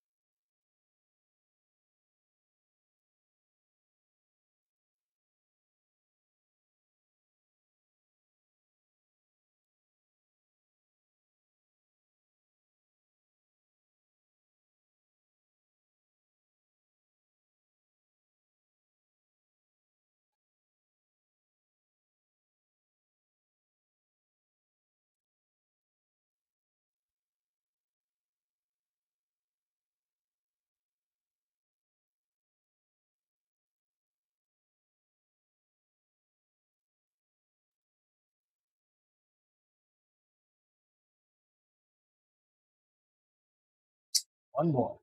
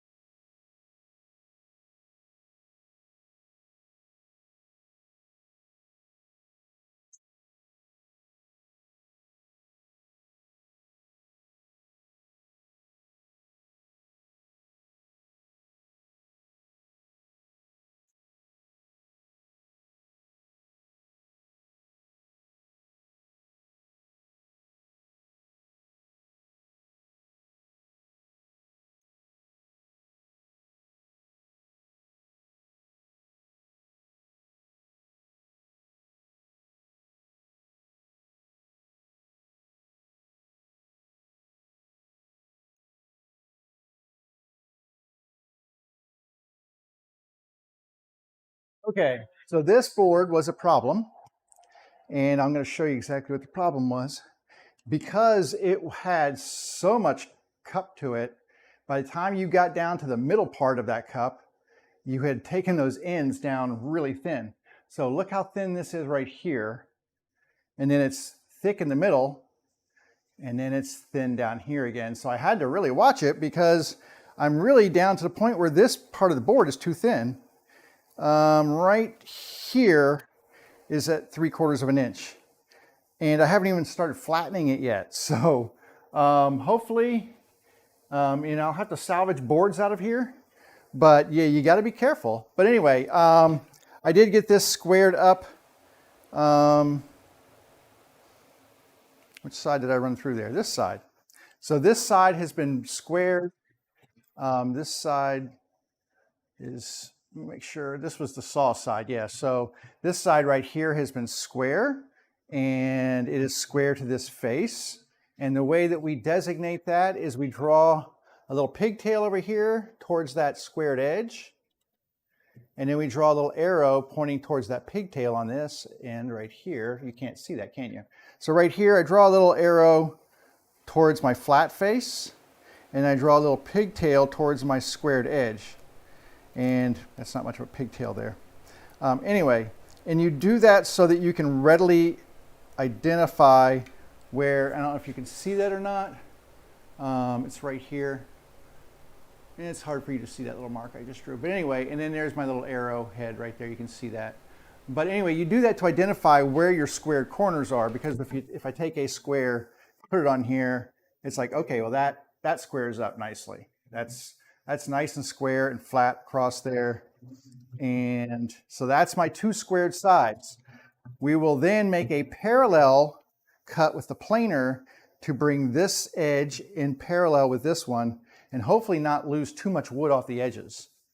That one was really not great, but is what it is. We had to deal with that cupping, and hopefully this one won't be as bad. This one looks like it's a little better. Now, one way to combat that is if you can cut your boards into shorter lengths, it eliminates the amount of that cup, right? So if this board from the middle to the end, it's kind of hard for me to show you on this camera. So on this board right here, and you can sort of see how it has that sway to it, right?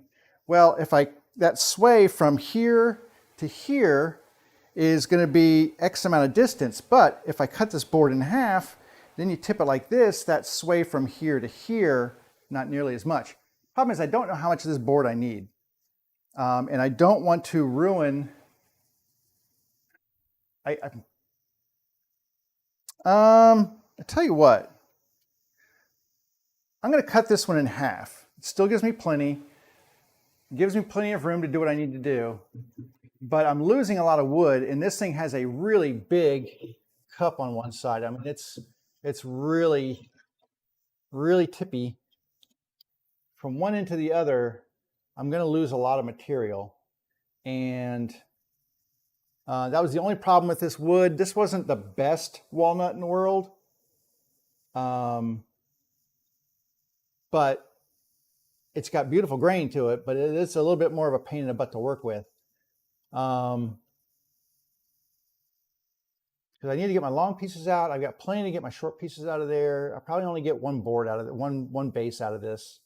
That irritates me. I'd like to use my wood as much as possible to get as much product as I can. Let me see it. Let me try it and see. This one right here, well, you can see the curve in the board. So we're going to put this curve side down. We're going to run it through there. And let me see which way is the best way. I think this way. We'll try this again. If it starts looking really thin, though, I don't know. That's issues. So hopefully not, though. But there's not really much you can do about it, like I said, except make your board shorter, which eliminates the amount of that cup because you're cutting it basically in half.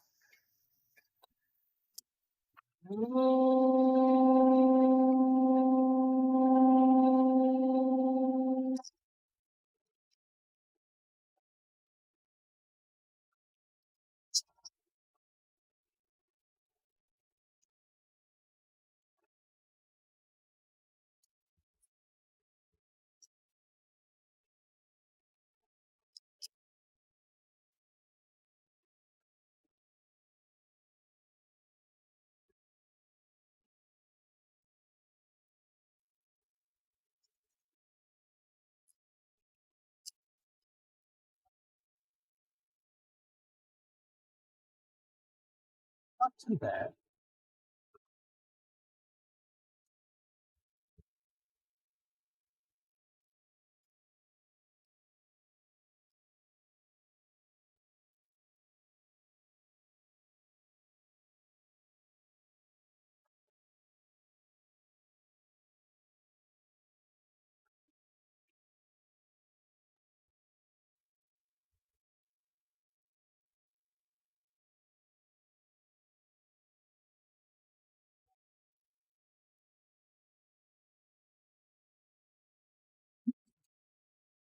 This one's a little better. I'm already starting to relieve.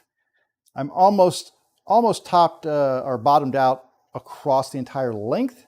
So this one won't be as bad as that last one. I do need to clean the dust chute out though, because as chips start flying back at me from inside, I know that it needs a clean out.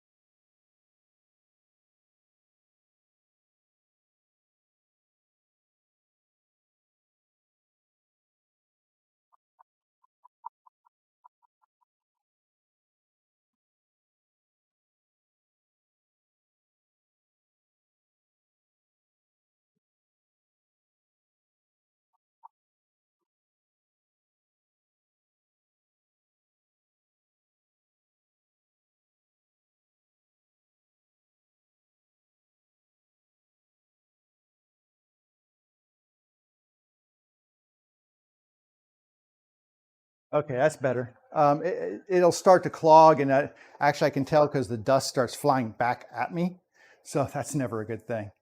All right, let's get this done. I think this will be much easier to clean out or to get down without losing as much wood as we did on that last one.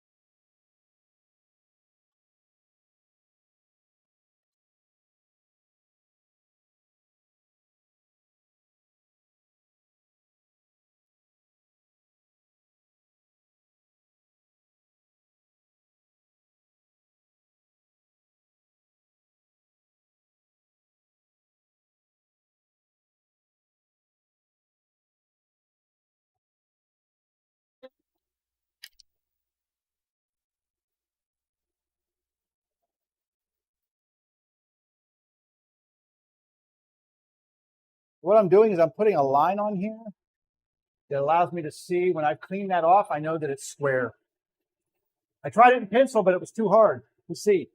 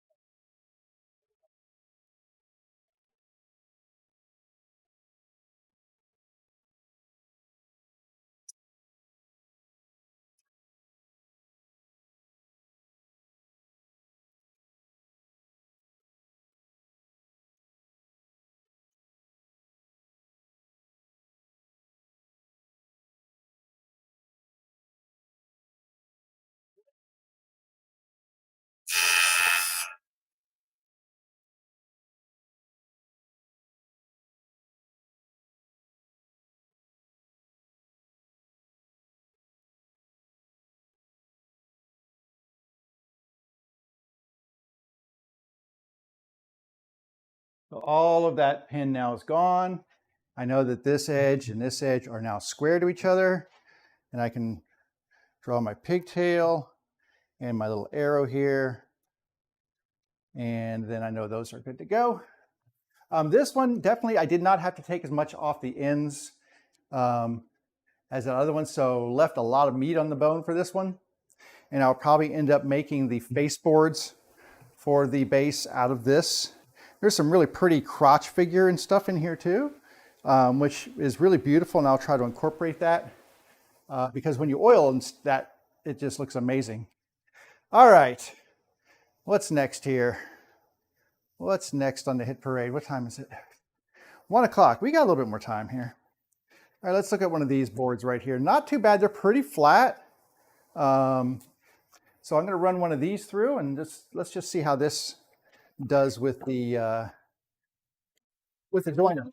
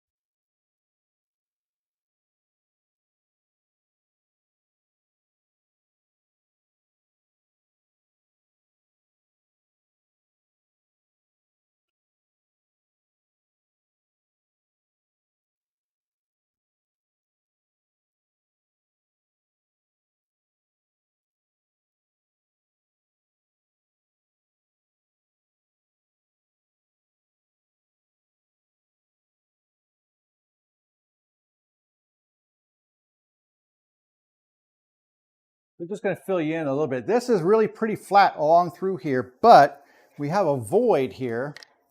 Right here, this is a void that is still rough lumber. And we have to keep cutting until this wood looks like this wood.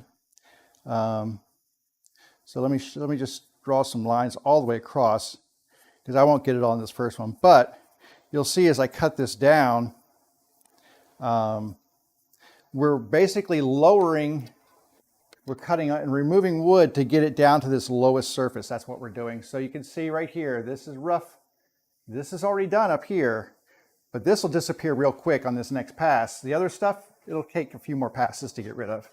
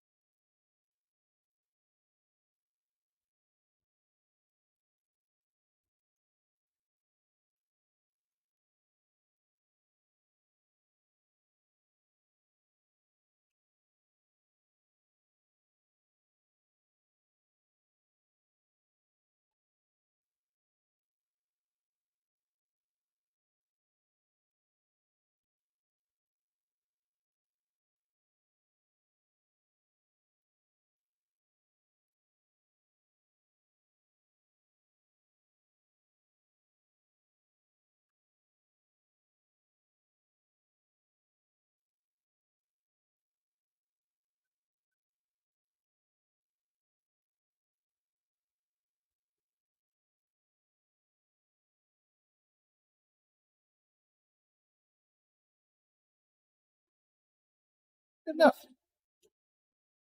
Okay. That area was right in here. You can see that all that marker is now gone. So this is now very flat. There you go. Nice view how flat that is. And what I'm going to do is I'm going to run this edge against the fence and make sure this is flat. Now this was cut with the table saw right here, so it's kind of flat, but we're going to make sure it's 90 degrees flat to this side. So we're just going to take a pin, or my pin, and we're just going to make a line like this. And I know that when all of this pin mark is gone, that it is completely flat. Because sometimes if you don't put a mark on there and it's a pretty clean edge to start with, you think it's flattened, but you've actually left some old stuff that's maybe at a different angle to it. So that's the way I find out if it's really 100% cleaned off, is by putting that pin line on there. When that pin line is gone, it is ready to go.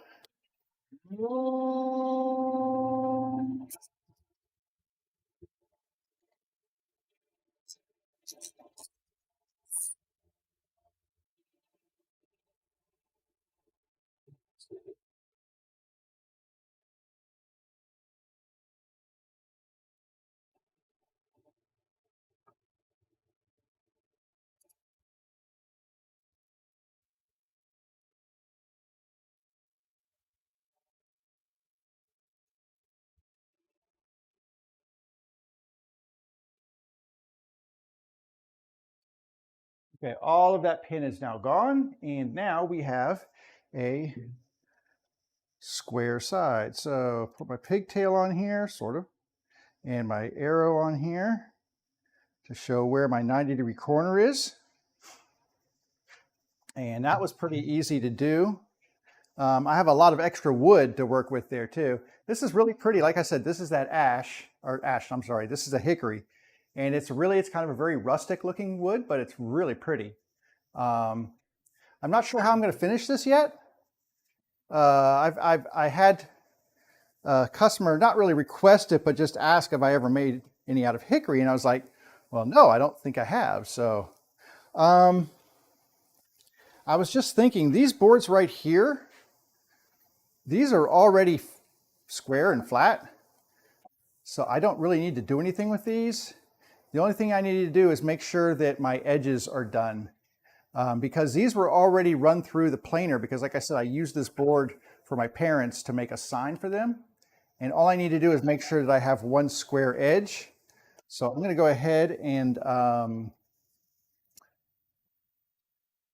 going to just mark these so that I can get my squared up edge. So this one, and let's see, this one right here has a square edge. We'll go ahead and do this one like this. Now this one has saw marks all over it, so we obviously need to clean this one off, right? But I still want to use the pen mark on here just because there's areas that look clean, but I want to make sure that they look clean and are squared away. So, and then this one has clean marks on both sides. So it's like, okay, well, which side do you want to clean up? I'm going to clean this side. It's already cleaned once. I'm just going to do it again. And I'm going to mark this side right here, oops, as my pigtail side. So I know where I'm holding this thing. So that one goes that way. And my pigtail side right here. And like I said, I'm just trying to keep this straight in my head. There we go. This stuff reminds me a lot of ash and its general characteristics. So I'm going to set these down here, run these through, get those clean edges, and then we should be ready to push on to some more of the rough stuff.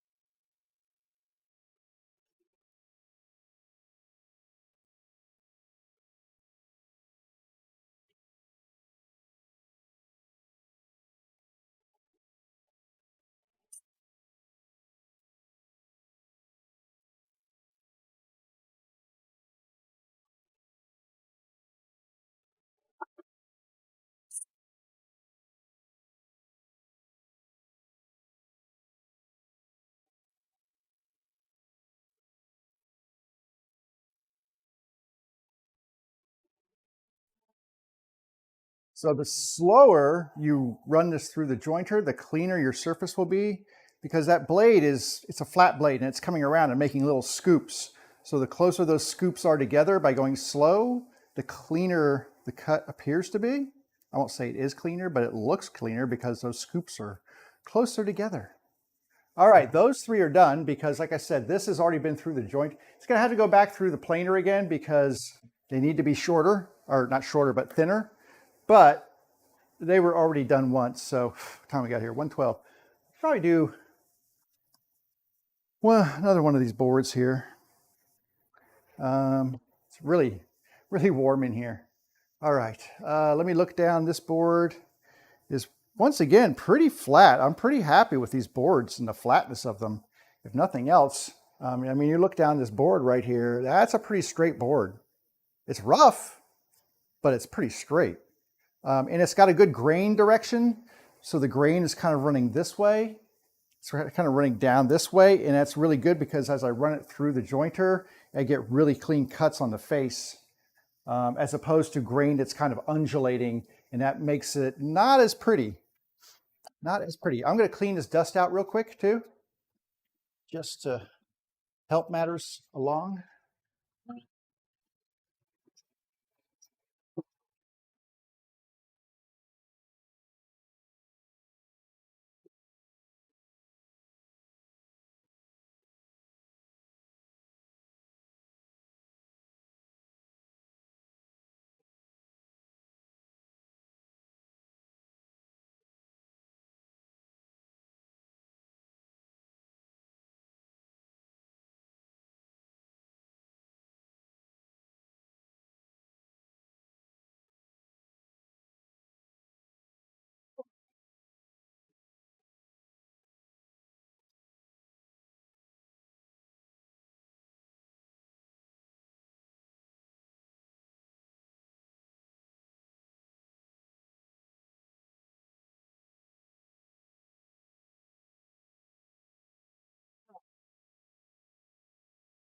A lot of dust. When you're doing face jointing, you create a lot of shavings and stuff.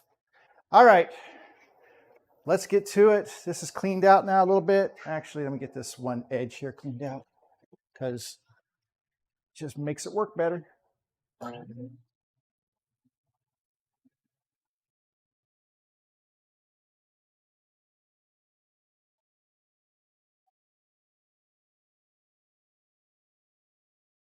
Okay, get my handles. All right, off we go.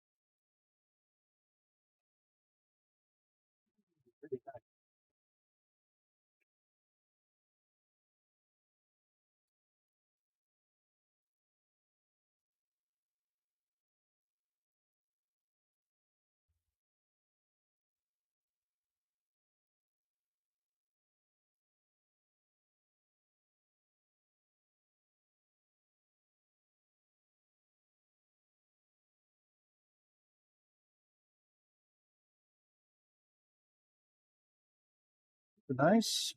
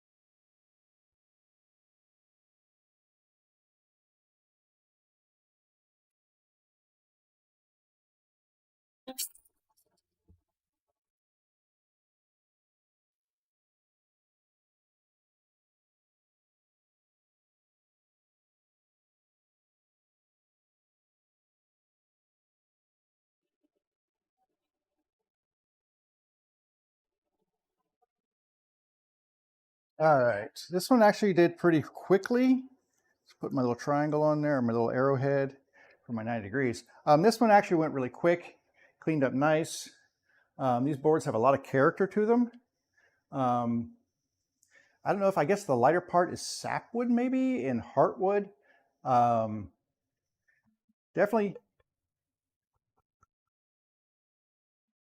definitely a thick hard wood. There's no doubt about it. It's just hickory is just it is some hard stuff. I'm gonna have to do a little research on some finishes for it. I don't know what the best finish would be for that stuff. Maybe maybe an oil finish, but maybe staining it. Maybe some different stains. I will look up online and just see what other people have done, just to get some ideas about what would be best for me. This is going to be my best way on this board. But yeah, I typically will look online just to see. Woodworker's Source has a great series of videos on all things woodworking, but a lot of it about finishing, wood selection, great, different types of species of woods, the best way to finish them and things like that. So if you go online, look at Woodworker's Source, they also sell wood online. It's a little expensive because you also pay for shipping.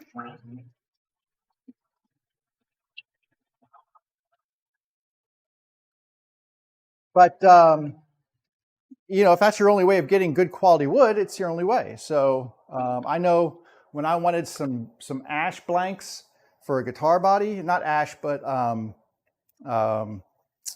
am I trying to think of? Anyway, there was one particular type of wood I wanted for a guitar blank. I couldn't find it anywhere. I couldn't locally source it, and they had it.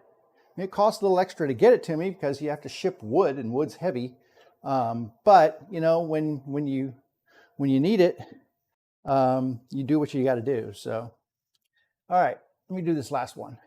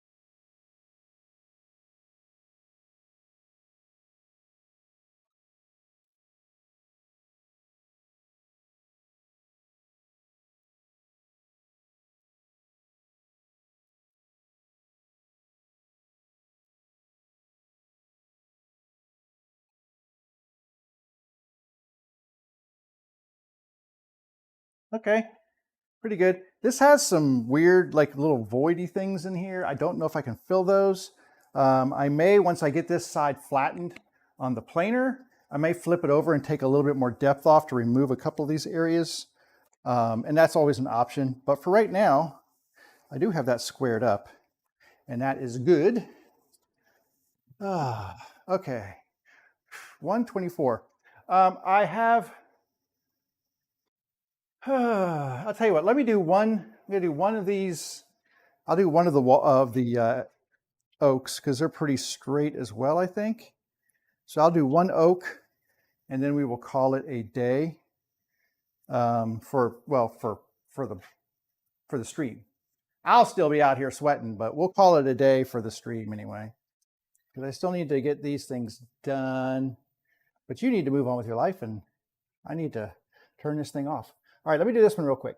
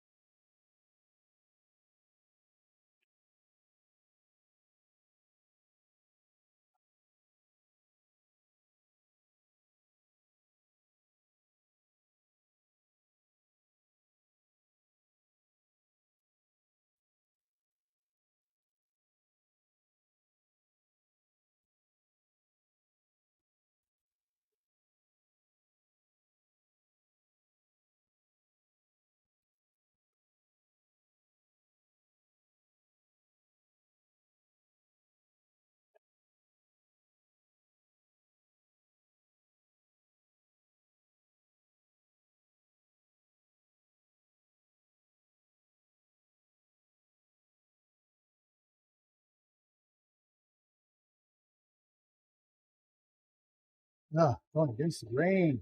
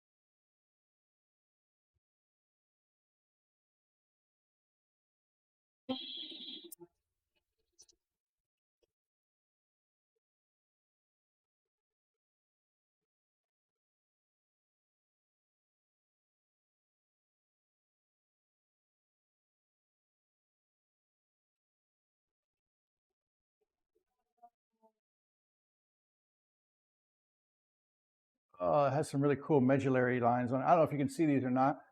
Okay, see all these marks? These little light marks up through here? These are called medullary rays, and they're very cool. And this is something you get when you do quarter sawn wood. Those marks are all over the face, which I really love. This is flat sawn, so you basically just get them along the edge, where this would be the quarter sawn areas right here, and it exposes them. But this has some really pretty face grain. So you can see this is white oak, and it's a really pretty board. I just did, let me get my edge here, so I know what's what. There we go. All right. Point my fan towards me here. I'm starting to schwitz. It's a great word, schwitz. Oh, come back over to the front cam here. So that is, I've got 1, 2, 3, 4 more boards to do. 3 cherries, which will be pretty quick. The cherry, as we've already established, is a pretty easy to work with wood. And then 1 more of these long boards. The thing you have to watch when you're doing really long boards like this, and you're doing a face on there, is as you're running it. I have no audio. I have no audio. Oh, okay. Oh, hey, are you still in here? Chewy. Chewy, are you still in here? He's in Twitch, maybe. If I had no audio, it's because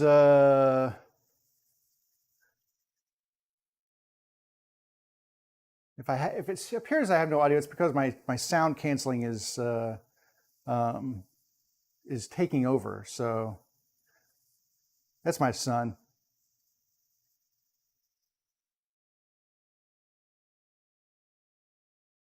I just sent him a message. Anyway, you have to watch. Oh, I don't want that. I want this. You have to watch when you're doing really long boards like this on a jointer, because if you push down, if you put pressure over top of the cutting head, you're flexing the board will flex. I mean, over the length of this board, it's pretty long. I can flex this board, right? So I can push on here and flex it. Even though it's oak and it's strong, it will still flex just a little bit. And if you're putting a pressure in the middle as you're pushing it through, you're flexing that board down to the cutting head, which means if you let off of there, it's actually going to spring above it a little bit. So you're not really flattening the board. You're just cleaning off the bad wood. You want to make sure you're flattening, and that means you don't apply pressure over top of that cutting head. The best place to do it is actually past the cutting head, and you're dragging everything behind you across that blade and cutting it down to size. That's the best way.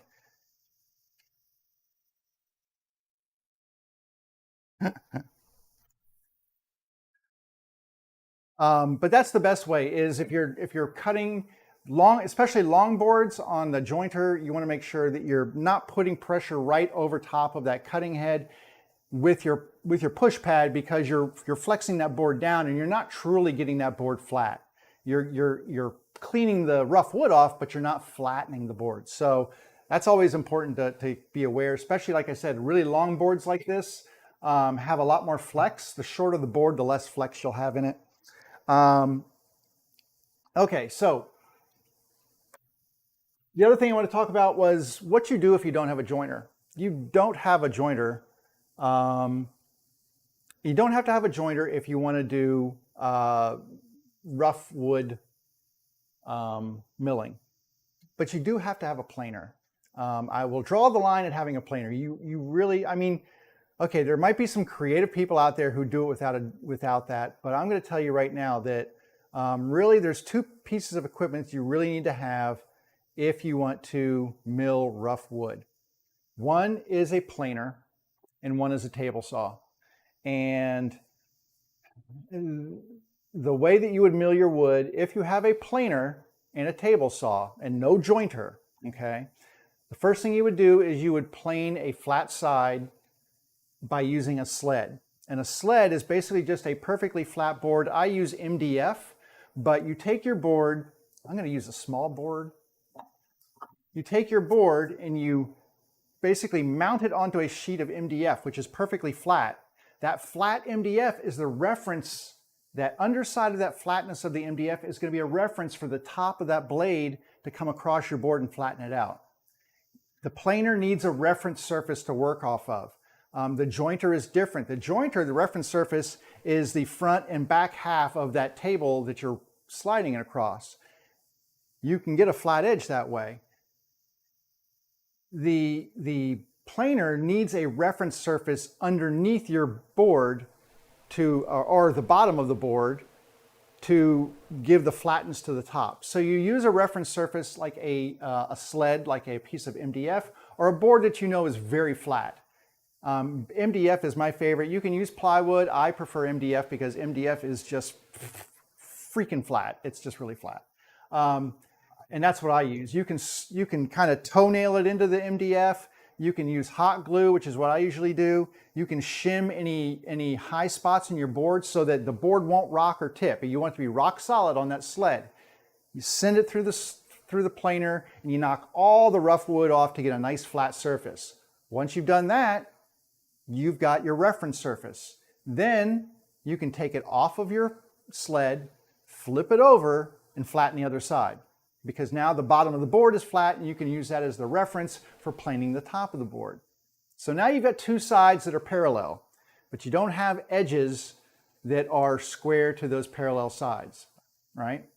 So now what you need is a sled of sorts on your jointer. You can't run a rough edge on your, you can run a rough edge on the table saw, but as it runs across that fence, if that board is crooked, it's not going to run straight across that fence. You're not going to get it done that way. What you need to do is, once again, get a sheet of, I don't know, 1/2 inch MDF. You need to put a runner on it and make a sled. Then what you'll do is you'll clamp that board. I don't know if I can show you this or not. Let me go over here and I'll show you. So what you're going to do is, move this over here. You would create a sled with a piece of MDF or something, a flat board right here with some clamps on it, some way to clamp a board down on top of it, all right? Then let's pretend that, oh, you know what? I've got a perfect piece right here. Sort of. Has some screws in it, but we'll make it work. So hang on just a second. I got it right here. Oh, this is perfect. Perfect, perfect, perfect. If I can get it out of my... Okay. So what I would do is I would make a sled out of something like this. This is a piece of plywood, but it's like furniture grade, really nice, flat, heavy duty. And then what you'll do, I'm going to move this over a little bit. There we go. Is you put a runner on here, or it stays tight to the fence. Typically, people put a runner on there just so it can run without having the fence close, because if your boards are wide, your fence isn't in the way. But what you would do is you would have this, and then you take your board. We'll call this our board that needs to have flat sides. We've already run it through the planer, so we have two flat sides.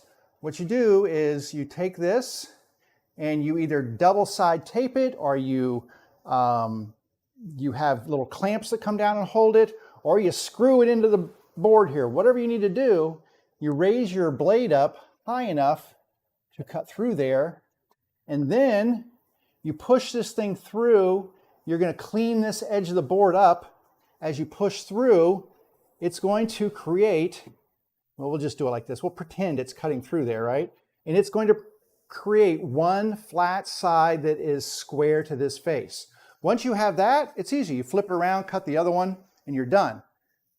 But those are the two things you really need to have if you want to mill wood, rough cut wood, and you don't have a jointer. You need those things. You can't, as far as I know, there's really not a lot of other ways to do it. And those are the ways that I've typically seen people doing it for milling up rough cut lumber. Rough cut lumber is cheaper, more economical. You can get it in different widths and sizes and lengths. So it's just a better option if you're a woodworker than buying stuff from a store that has already determined what size your wood needs to be. Well, you get 2x4 by 6 feet. That's your size, right? Or no, you get a 6-inch wide board. Well, what if you need wider boards, right? What if you need longer boards? What, you know, rough cut is a fantastic option. Like I said, you're going to pay a lot less. You're going to have a lot more options in hardwoods. If you can find a good hardwood dealer, you will have a lot more options. If you don't have any way to do rough cut lumber, most of the mills that sell, most of the places that sell it will mill it for you. They'll S4S it for you, surface it on 4 sides.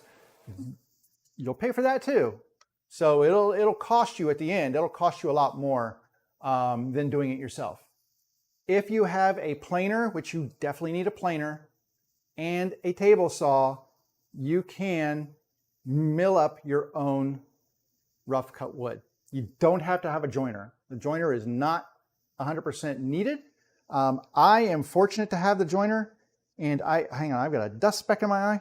I actually bought my joiner off a nice old gentleman on Craigslist. I actually bought another piece of equipment. I went down and I saw the joiner. I said, "Are you getting rid of that too?" And he's like, "Yeah, I was thinking about it." And I was like, "Sold." I bought it from him just like that. I didn't even think about it. I just said, "I will buy it. How much do you want?" I ran and got the money and paid him for it, because honestly, I love having a joiner. A joiner to me just does so many different things. And I mean, it does one thing and it does it really well. I would love to have a better jointer, but having a jointer, like I said, it makes milling up the wood like this really, really easy to do. I don't have to mess with sleds and things like that. And now, if I want to keep the board wide and I need to get it flat, I have to use a sled. And that's why I have a big, giant piece of MDF. It's almost 12 inches wide and about 6 feet long that I use for a sled for running boards through. If I need a wide board and I need to flatten it, I don't want to cut it into thin strips like this, I do that because it's really the only way you can do it. But then I will make a flat edge on my joiner, so I don't have to do the whole sled thing. But that's an easy way. If you use the sled for cutting a straight edge, people do it all the time. There's tons of videos on making a jointing sled on YouTube. Go look them up, you'll find them. And people have plans for jigs and things like that. You can get the little clamps that kind of lift up and they come down and hold your wood down depending on how heavy it needs to be. You can use little clamps. You can use the, who was it? I think Craig makes clamps that, or no, it's the people who make the gripper, make these clamps that you cut dovetail slots and they slide inside those so you can move them back and forth and then clamp down on your wood. There's lots of different ways of doing it. But it is practical to do it that way. Some people say, oh, well, you can use your router table and stuff. Well, my thought is, you know what, if you don't have a joiner, you may not have a router table too. The two tools most woodworkers have is a table saw and a planer. If you don't do rough cut lumber, you don't need a planer, but honestly, getting wood down to the right thickness, planer is key. So that is my advice to you. If you want to start jumping into the world of rough cut, you've got a jointer, or a, no jointer, but you've got a table saw and you have a planer. Make yourself some jigs and use that rough cut lumber. It's a little extra steps sometimes to use, you know, the flattening jigs and stuff, but well worth the effort for getting some beautiful, beautiful woods. I mean, come on, like hickory, look at this stuff. I would never find hickory and cut pieces in any of my stores that I shop at. I mean, even the Woodcraft, I've never seen hickory at the Woodcraft. So, so your selection of lumbers, the walnuts and the oaks and the maples and all these different species of wood, usually the hardwood dealers are going to have a really good selection if you can find a good hardwood dealer. And if you have to go online, you can save yourself a few bucks, order the rough cut, mill it yourself. It'll still cost you extra because you have to get it shipped, but at the end of the day, you're still saving money. So anyway, it's a lot of fun to mill your wood. I enjoy it. it's everybody doesn't enjoy it, but I enjoy it. You know, if you don't, then have them surface it for you, and you'll have ready to use boards, and you can just come home and start making your stuff. But to me, this is part of the process, and this is why my stuff probably costs a little more too, because this is part of the process. And people go, "Why does your stuff cost so much?" It's like, well, it costs so much because it takes me a long time to do it. And it's not because I'm slow, it's because the process of going from a rough piece of wood to a beautiful whatever it is takes time. So, all right, it is 1:45. My God, that's a long stream. All right, we're going to cut this out because it's time for me to go. I got things to do. I need a haircut. I got to go pick something up at the store. I got to go drop stuff off at the UPS store, shipping stuff to go out, and just so many things to do today. So anyway, hope you had a great day watching, and I hope you come back and visit me. I will be here on Wednesday at 11 o'clock, like I always am, and we will continue this process. I may mill some more of this, but we'll save some of that milling for Wednesday so you can continue on following the process, and you won't be like, oh, well, how do you get from A to C? We missed B. We'll leave some B in there for you too. So, but until then, have a great day. Have a great Monday. Enjoy your Tuesday. I will see you on Wednesday. Hey, do me a favor, if you had time, just reach down and poke the like, subscribe, whatever button. That'd be awesome. I'd appreciate it. But that's about it. Take care of yourself. Take care of your friends. Take care of your family. Come back and see me on Wednesday at 11. See ya.